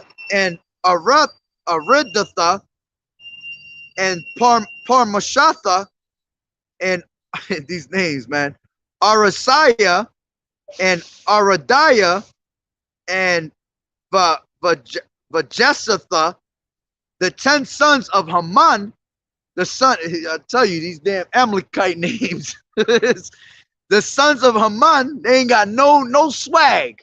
Jay got some serious names. These guys got some crazy ass names. The 10 sons of Haman, the son of Hamadatha, the enemy of the Jews, slew they, but on the spoil laid not in their hand. But on the spoil laid they not their hand. On the day, the number of those that were slain in Shushan, the palace, was brought before the king.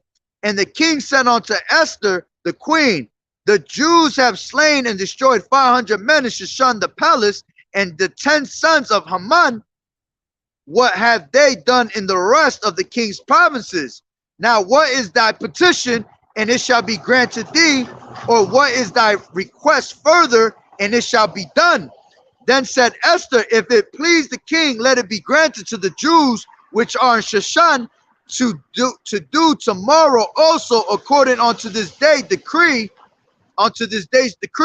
and let Haman's 10 sons be hanged upon the gallows. So now, on top of them slaughtering already 500, all right, another decree was made that the 10 sons of Haman be hanged also, okay? And then it says,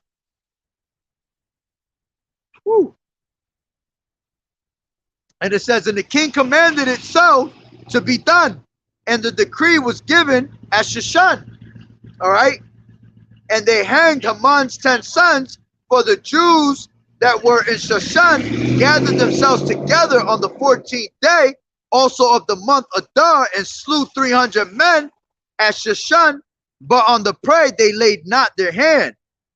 But the other Jews that were in the king's provinces gathered themselves together and stood for their lives, and had rest from their enemies, and slew of their foes 75,000, but they laid not their hands on the prey. You see? So they slaughtered 500, then they slaughtered 300, and then they slaughtered 75,000. You see? All that went reverse, okay, onto our people being slaughtered, to now their people are being slaughtered. All right, anybody that was against the Hebrews at that time, man. On that 13th day, and this is what we celebrate in Purim for, all right, which today is the last day of Purim. It started the 13th, 2 days ago. It's for 2 days, all right. And it says on the 13th day of the month Adar, and on the 14th day of the same, rested they, and made it a day of feasting and gladness. And that's what we're supposed to be doing, feasting and glad, all right. And it says, but the Jews that were at Shushan assembled together on the 13th day thereof, and on the 14th thereof, and on the 15th day of the same, they rested and made it a day of feasting and gladness. Therefore, the Jews of the villages that dwelt in the unwalled towns made the 14th day of the month Adar a day of gladness and feasting, a good day, and of sending portions one to another, sending gifts. So on a day like this, you give gifts out, man. All right. We don't celebrate none of that Christmas shit. But see, this is like, I don't even want to say it like that, but this is what our Christmas will be like. All right. We out here giving gifts to one another, feasting, having a good old time, giving praises to Yahweh Ba'Shem Yahweh Shai. All right, and then it says, therefore the Jews of the Salakia 20, and Mordecai wrote these things and sent letters unto all the Jews that were in all the provinces of the kings Ahasuerus, both nigh and fair, to establish this among them, and they should keep the 14th day of the month Adar and the 15th day of the same yearly, as the days wherein the Jews rested from their enemies, and month which was turned unto them from sorrow to joy, and from mourning into a good day. That, see, this is the true meaning of Purim. All right, to establish this among them, that they should keep the 14th day of the month of Adar and the 15th day of the same yearly. This is a commandment. We're supposed to keep this between, from generation to generation. All right. And it says, as the days wherein the Jews rested from their enemies, and the month which was turned unto them from sorrow to joy, and from mourning into a good day, that they should make them days of feasting and joy, and sending portions one to another, and gifts to the poor. And the Jews undertook to do as they had begun, as Mordecai had written unto them, because Haman, the son of Hammedatha, the Agagite, the enemy of all the Jews, had devised against the Jews to destroy them, and had cast Pur, which was lots, to consume them and to be destroyed. But when Esther came before the king, he commanded by letters that his wicked device, which is devised against the Jews, should return upon his own head, and he and his sons should be hanged on the gallows, whereof they called these days Purim, after the name of Pur. Therefore, all the words of this letter and of that which they had seen. Salakia. Let me read that again. It says, wherefore they called these days Purim, after the name of Pur. Therefore, for all the words of this letter and of that which they had seen concerning this matter, and which had come unto them, the Jews ordained and took upon them and upon their seed and upon all such as joined themselves unto them, so as it should not fail, that they would keep these 2 days according to their writings and according to the appointed time every year. And you got to go according to the calendar. All right, according to our days, which this time it fell on, according to my to what the schedule I had, it fell on the 13th to the 15th. All right, but it doesn't always fall on the same time. All right, you got to go according to the Sabbaths and the moon, and you got to know how to count all that. All right, so Salakia 28, and that these days should be remembered and kept throughout every generation, every family, every province, and every city, that these days of Purim should not fail from among the Jews, nor the memorial of them perish from their seed. Then Esther the queen and the daughter of Abihail and Mordecai the Jew wrote with all authority to confirm the second letter of Purim. And he sent the letters unto all the Jews to the 127 provinces of the kingdom of Ahasuerus, with the words of peace and truth, to confirm these days of Purim in their times appointed, according as Mordecai the Jew and Esther the queen had enjoined them, and as they had decreed for themselves and for their seed the matters of fastings, of the fastings in their cry, and the decree of Esther confirmed these matters of Purim, and it was written in the book. Now, this is 10, and it says, so pretty much, you know, if it wasn't for Mordecai putting authority on Esther, all right, you know, this would have never happened, you see? But Esther being a woman as a servant, okay, which, you know, they were family anyway, all right, she was not like the women of today that will have something to say, that will pretty much not do for her nation, all right? And today's women, you got our women will fucking throw our men to the trash, man, if they had the chance to, all right, just to save their own ass. But she put her life on the line, all right, because it was commanded of a man, Mordecai, for her to do so, all right? And she basically saved us through her having authority with the king, all right? Not having authority, but her being in favor, Salakia, let me rephrase that, all right? Her having favor with the king, all right? It helped our people out, man. And, man, this story beautiful, man, all right? And again, watch that movie in the A Night with the King. That whole movie's exactly what you read, pretty much. All right. This is 10. And then I'm gonna jump into the Apocrypha, which is Apocrypha is short. And it says, and the king Azarias laid a tribute upon the land and upon the isles of the sea, and all the acts of his power and of his might, and the declaration of his greatness of Mordecai, whereunto the king advanced him, are they not written in the book of the chronicles of the kings of Media and Persia? For Mordecai the Jew was next unto King Azarias, and great among the Jews, and accepted of the multitude of his brethren, seeking the wealth of his people and speaking peace to all his seed. All right. And then let me just grab this real quick in the Apocrypha, and I'll finish it off. All right. There we go.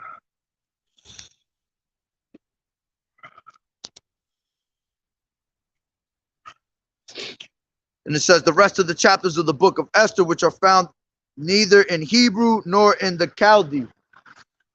All right. And it says, now it turns into Greek. Then it says, then Mordecai said, Yahweh has done these things. For I remember a dream, and this is crazy because Mordecai actually had a dream of this happening, and it happened. You see? And it says, then Mordecai said, Yahweh has done these things. For I remember a dream which I saw concerning these matters, and nothing thereof has failed. A little fountain became a river, and there was light, and the sun, and the much water, the river. Salakia. A little fountain became a river, and there was light, and the sun, and the much water. This river is Esther, who the king married and made queen. And the two dragons are I and Aman. And the nations were those that were assembled to destroy the name of the Jews. And my nation is this Israel, which cried to Yahweh and were saved.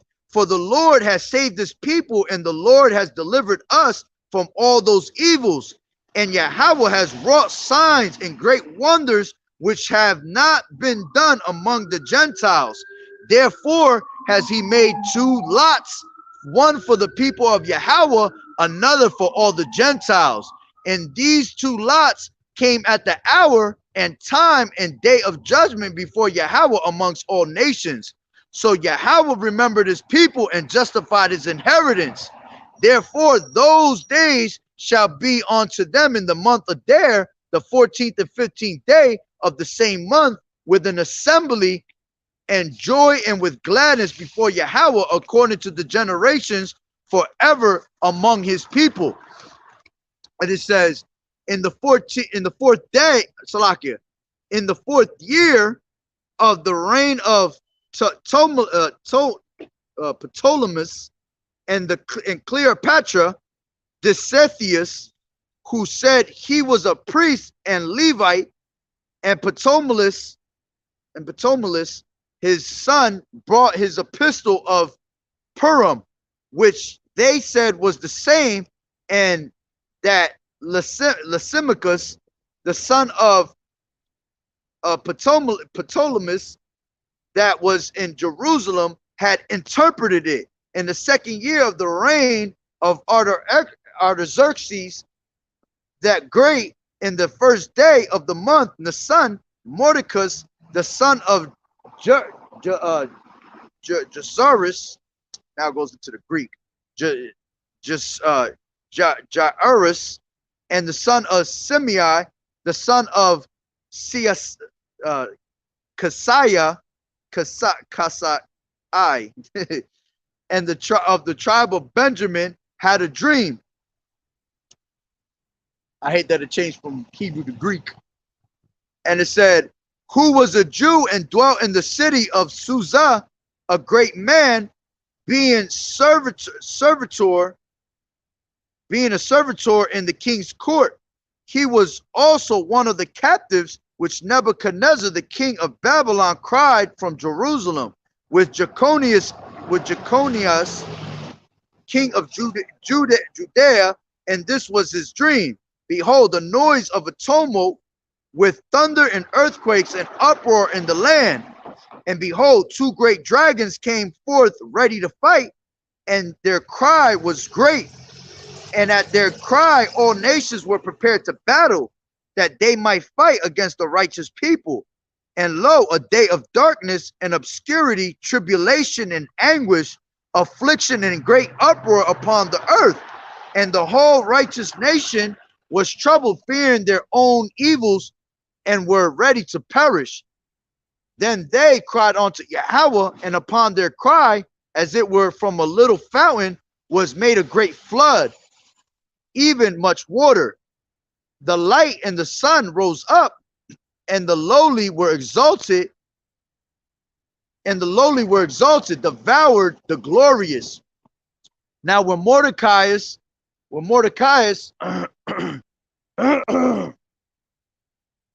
oh man, got 14% now. That's all it charged it up to. I'm trying to read this fast anyway.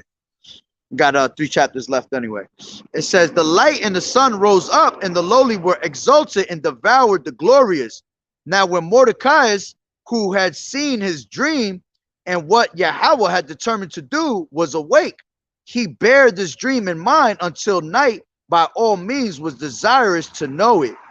And Mordecai took his rest. This is chapter 12. And Mordecai took his rest in the court with Gabbatha and Thara,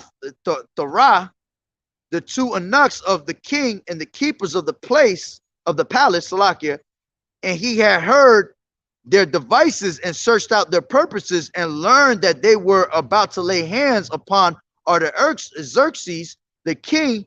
So he certified the king of them. Then the king examined the 2 eunuchs, and after they had confessed it, they were strangled. That goes into the 2 servants that were trying to kill him in the beginning, because their names changed in that Greek. So he was the one that's when he told Esther that the 2 servants were trying to kill him, and they ended up being strangled. All right. And it says, so the king commanded Mordecai, and the king made a record of these things. All right. Remember, he had made a record, and that's what saved Mordecai later in the chapter, because it was recorded of the great deed he had did. And it says, so the king commanded Mordecai to serve in the court, and for this he rewarded him. Howbeit Aman, the son of Amathus, Amathus, the Agagite, who is in great honor with the king, sought to molest Mordecai and his people because of the 2 eunuchs of the king. 13.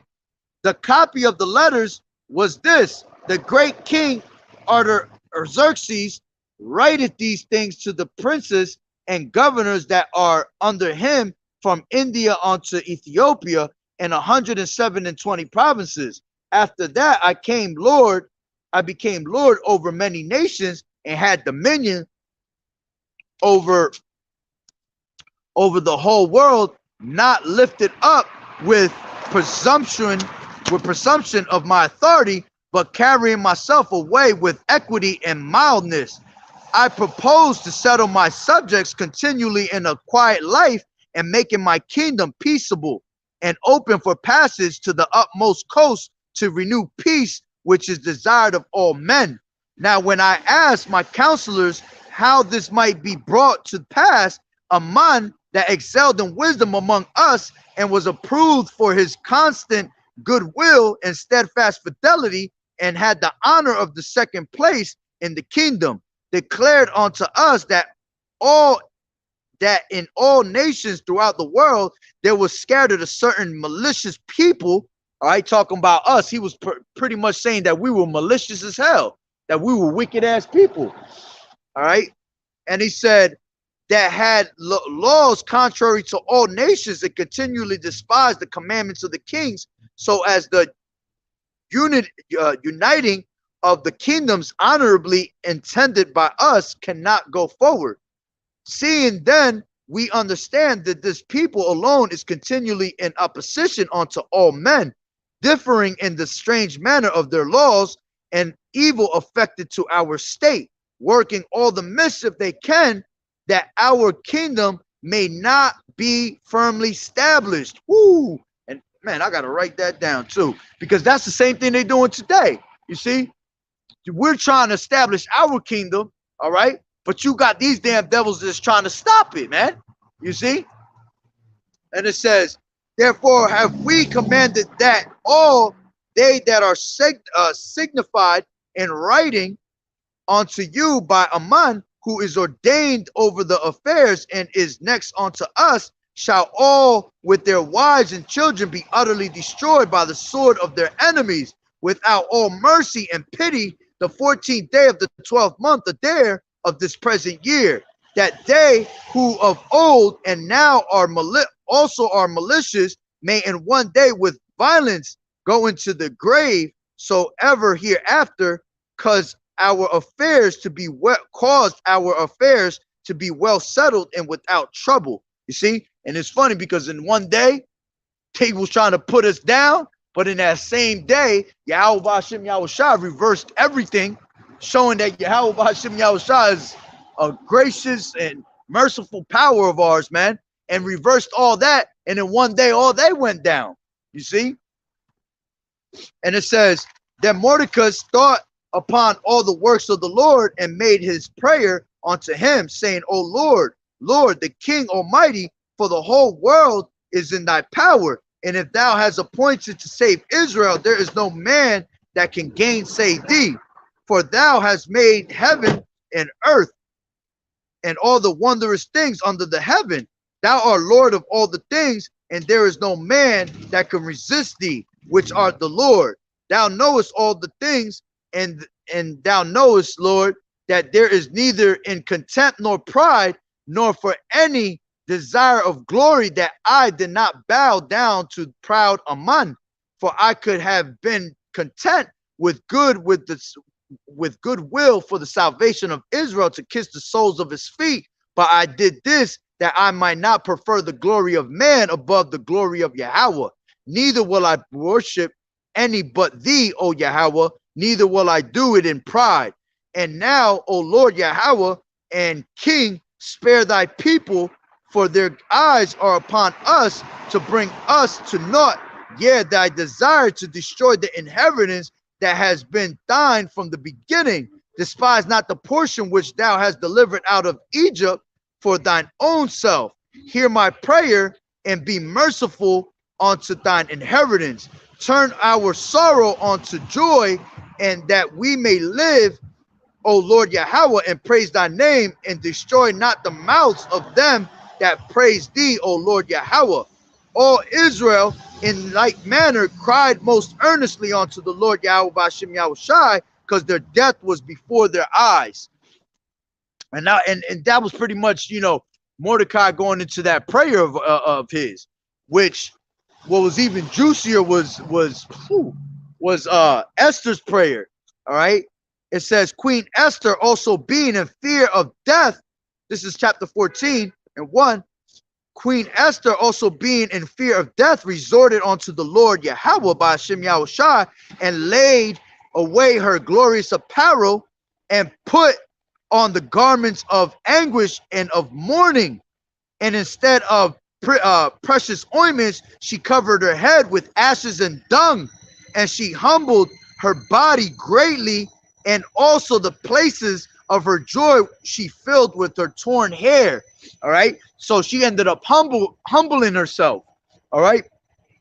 That's when she went up there to the inner court where she was not supposed to, because she had not been called, but she went and did it anyway. And she went up there with humbleness, with ashes and shit, dung upon her head, yo. All right. Matter of fact, Baba Kushal, if a brother could put up James 4:10, all right, because that talks about humbling yourself before the Lord. All right.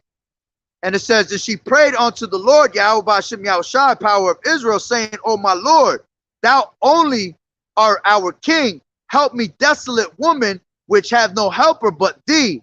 For my danger is in my hand. This is because she was pretty much put in that predicament. The power was in her hand to change the king's, to change the king's decision, which ultimately comes from Yahweh Bashem Yahushai. All right. For her being the queen, she had to say so to the king. All right. And it says, and she prayed unto the Lord, power of Israel, saying, O my Lord, thou only art our king. Help me, desolate woman, which have no helper but thee. For my danger is in my hand. From my youth up I have heard in the tribe of my family that thou, O Lord Yahweh Bashem Yahushai, tookest Israel from among all people, and our fathers from all their predecessors for a perpetual inheritance, and thou hast performed whatsoever thou didst promise them. And now we have sinned before thee, therefore hast thou given us into the hands of our enemies, because we worship their gods. O Lord Yahweh, thou art righteous. Nevertheless, it satisfied them not that we are in bitter captivity, but they have stricken hands with their idols, that they will abolish the thing that thou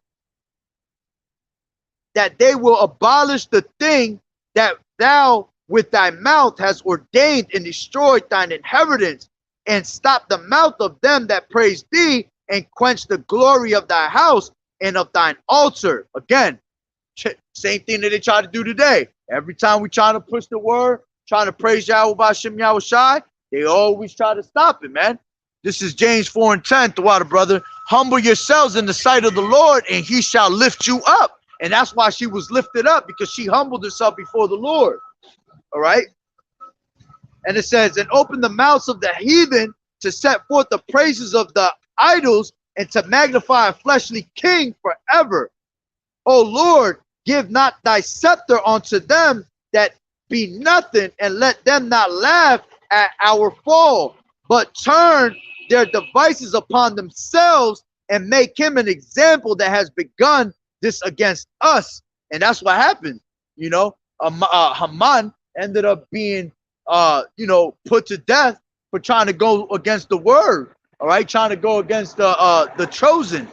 Okay, and that's what they do to this day. They laugh. They laugh at our falls. And it says, remember, our Lord, make thyself known in the time of our affliction, and give me boldness, O King of the nations, and the Lord of all power. Give me eloquent speech in my mouth before the lion. Turn his heart to hate him that fighteth against us, that there may be an end of him and of all that are like-minded to him. And that's what ended up happening. The king's decision was turned, right? Because they were all trying to come up against us. All right. So it ended up falling back on them. And then it says, but deliver us with thine hand, and help me that am desolate, and which have no helper but thee.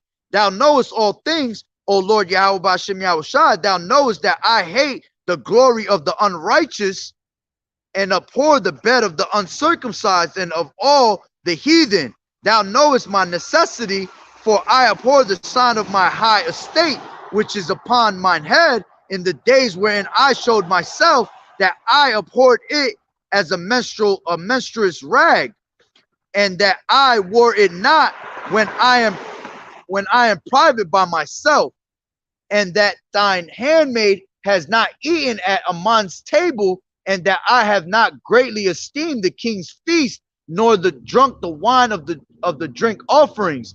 Neither had thine handmaid any joy since the day that I was brought hither to this present, but in thee, O Lord Yahweh Ba'ashem Yahushai, power of Abraham. O thou mighty God, above all, hear the voice of the forlorn, which the forlorn goes into the poor, the afflicted, all right?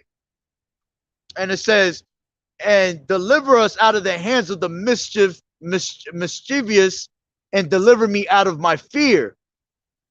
15 is the last chapter, I believe. And it says, upon the third day, when she had ended her prayer, she laid away her mourning garments and put on her glorious apparel. And being gloriously adorned, after she had called upon Yahweh, who is the beholder and savior of all things, she took 2 maids with her, and upon the one she leaned as a carrying herself daintily, and the other followed, bearing up her train.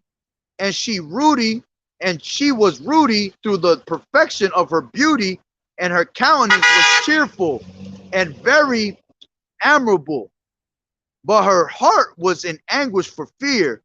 Then, having passed through all the doors, she stood before the king, who sat upon his royal throne, and was clothed with all his robes of majesty, all glittering with gold and precious stones, and he was very dreadful. Then, lifting up his countenance that shone with majesty, he looked very fiercely upon her, and the queen fell down and was pale and fainted, and bowed herself upon the head of the maid that went before her.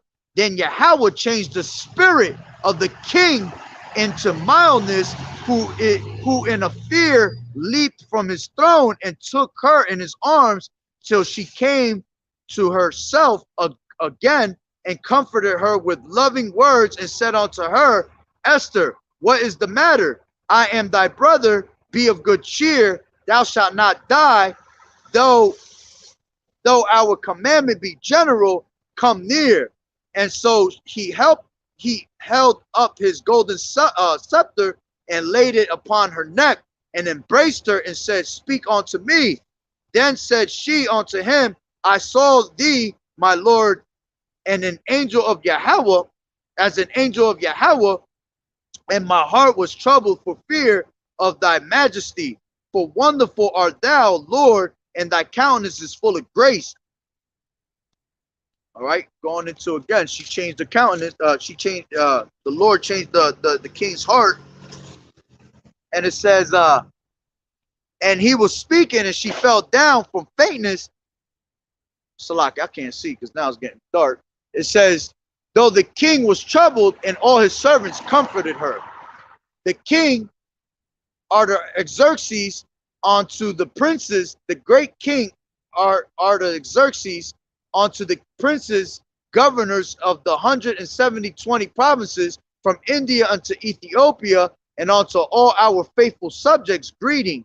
Many the more often they are honored with the great bounty of their gracious princes, and more proud they are waxen, and devour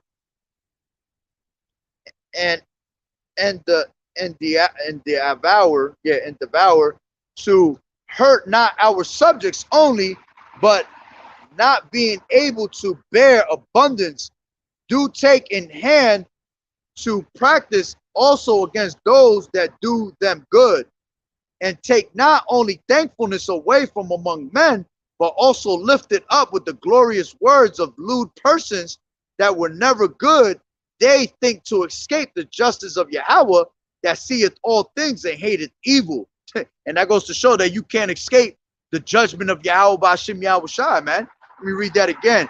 And take not only thankfulness away from among men, but also lift it up with the glorious words of the lewd persons that were never good. They think to escape the justice of Yahweh that seeth all things and hateth evil. Yeah, because the eyes of the Lord is upon the sinful kingdom. So there's nothing that you could get away with, man. Yahweh Bashim Yahushua is recording all things. It says, oftentimes also fair speech of those that are put in trust to manage their friends' affairs have caused many that are in authority to be partakers of innocent blood, and has enwrapped them in remediless calamities, beguiling with the falsehood and deceit of their lewd disposition the innocency and the goodness of princes. Now ye may see these as we have declared, not so much by ancient histories as ye may, if ye search what has been wickedly done of late through the pestilent behavior of them that are unworthily placed in authority. And that's true, because all these kings that are wicked as hell, they don't know what to do with their power. They're always doing something wicked with it. All right. And it says, and we must take care for the time to come that our kingdom may be quiet and peaceable for all men, both by changing our purposes and always judging things that are evident with more equal proceeding.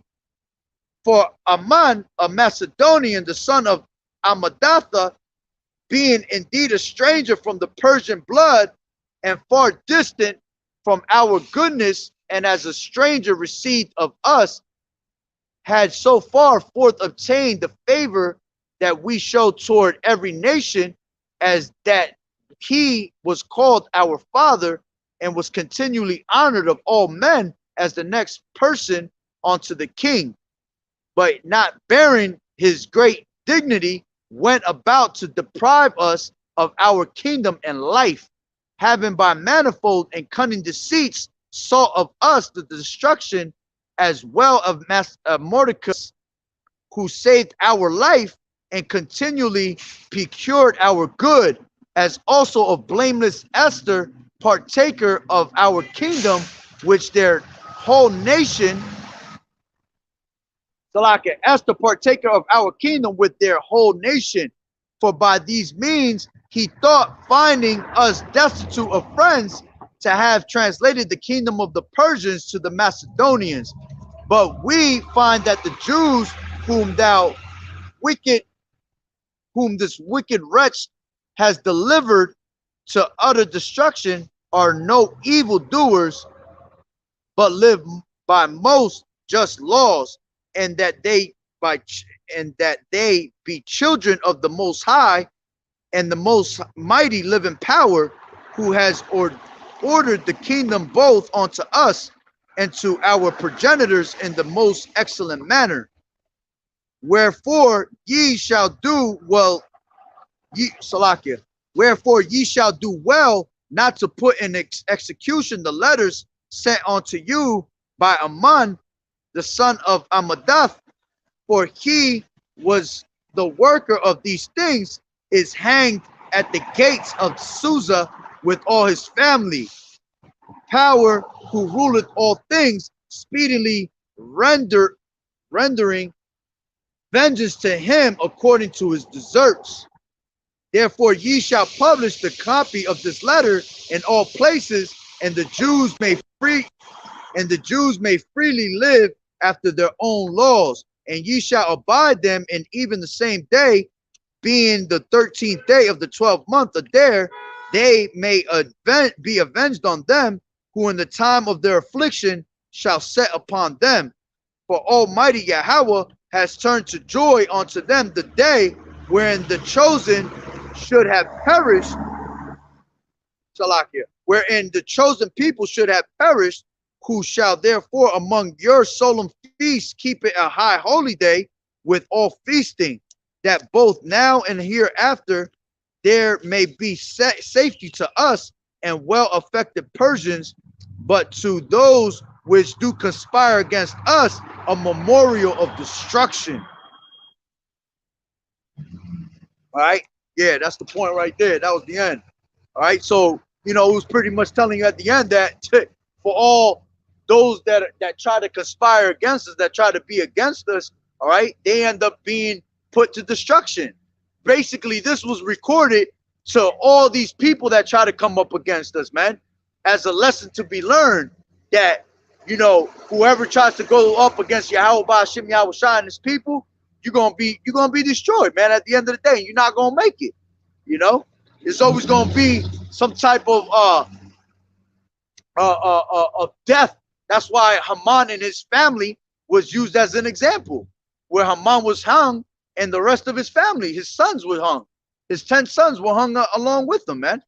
So, that's pretty much the whole point. I know I went a little long on it, but hey, that was the actual origin of Purim. All right. That's how Purim came about. All right. And, to be honest, I couldn't read it toward the end because I don't got my glasses on. But, it's a beautiful thing just to hear that whole story, man. That whole story was beautiful when I was reading at the house. All right. So, with that being said, Lord willing, that the lesson was edifying. All right.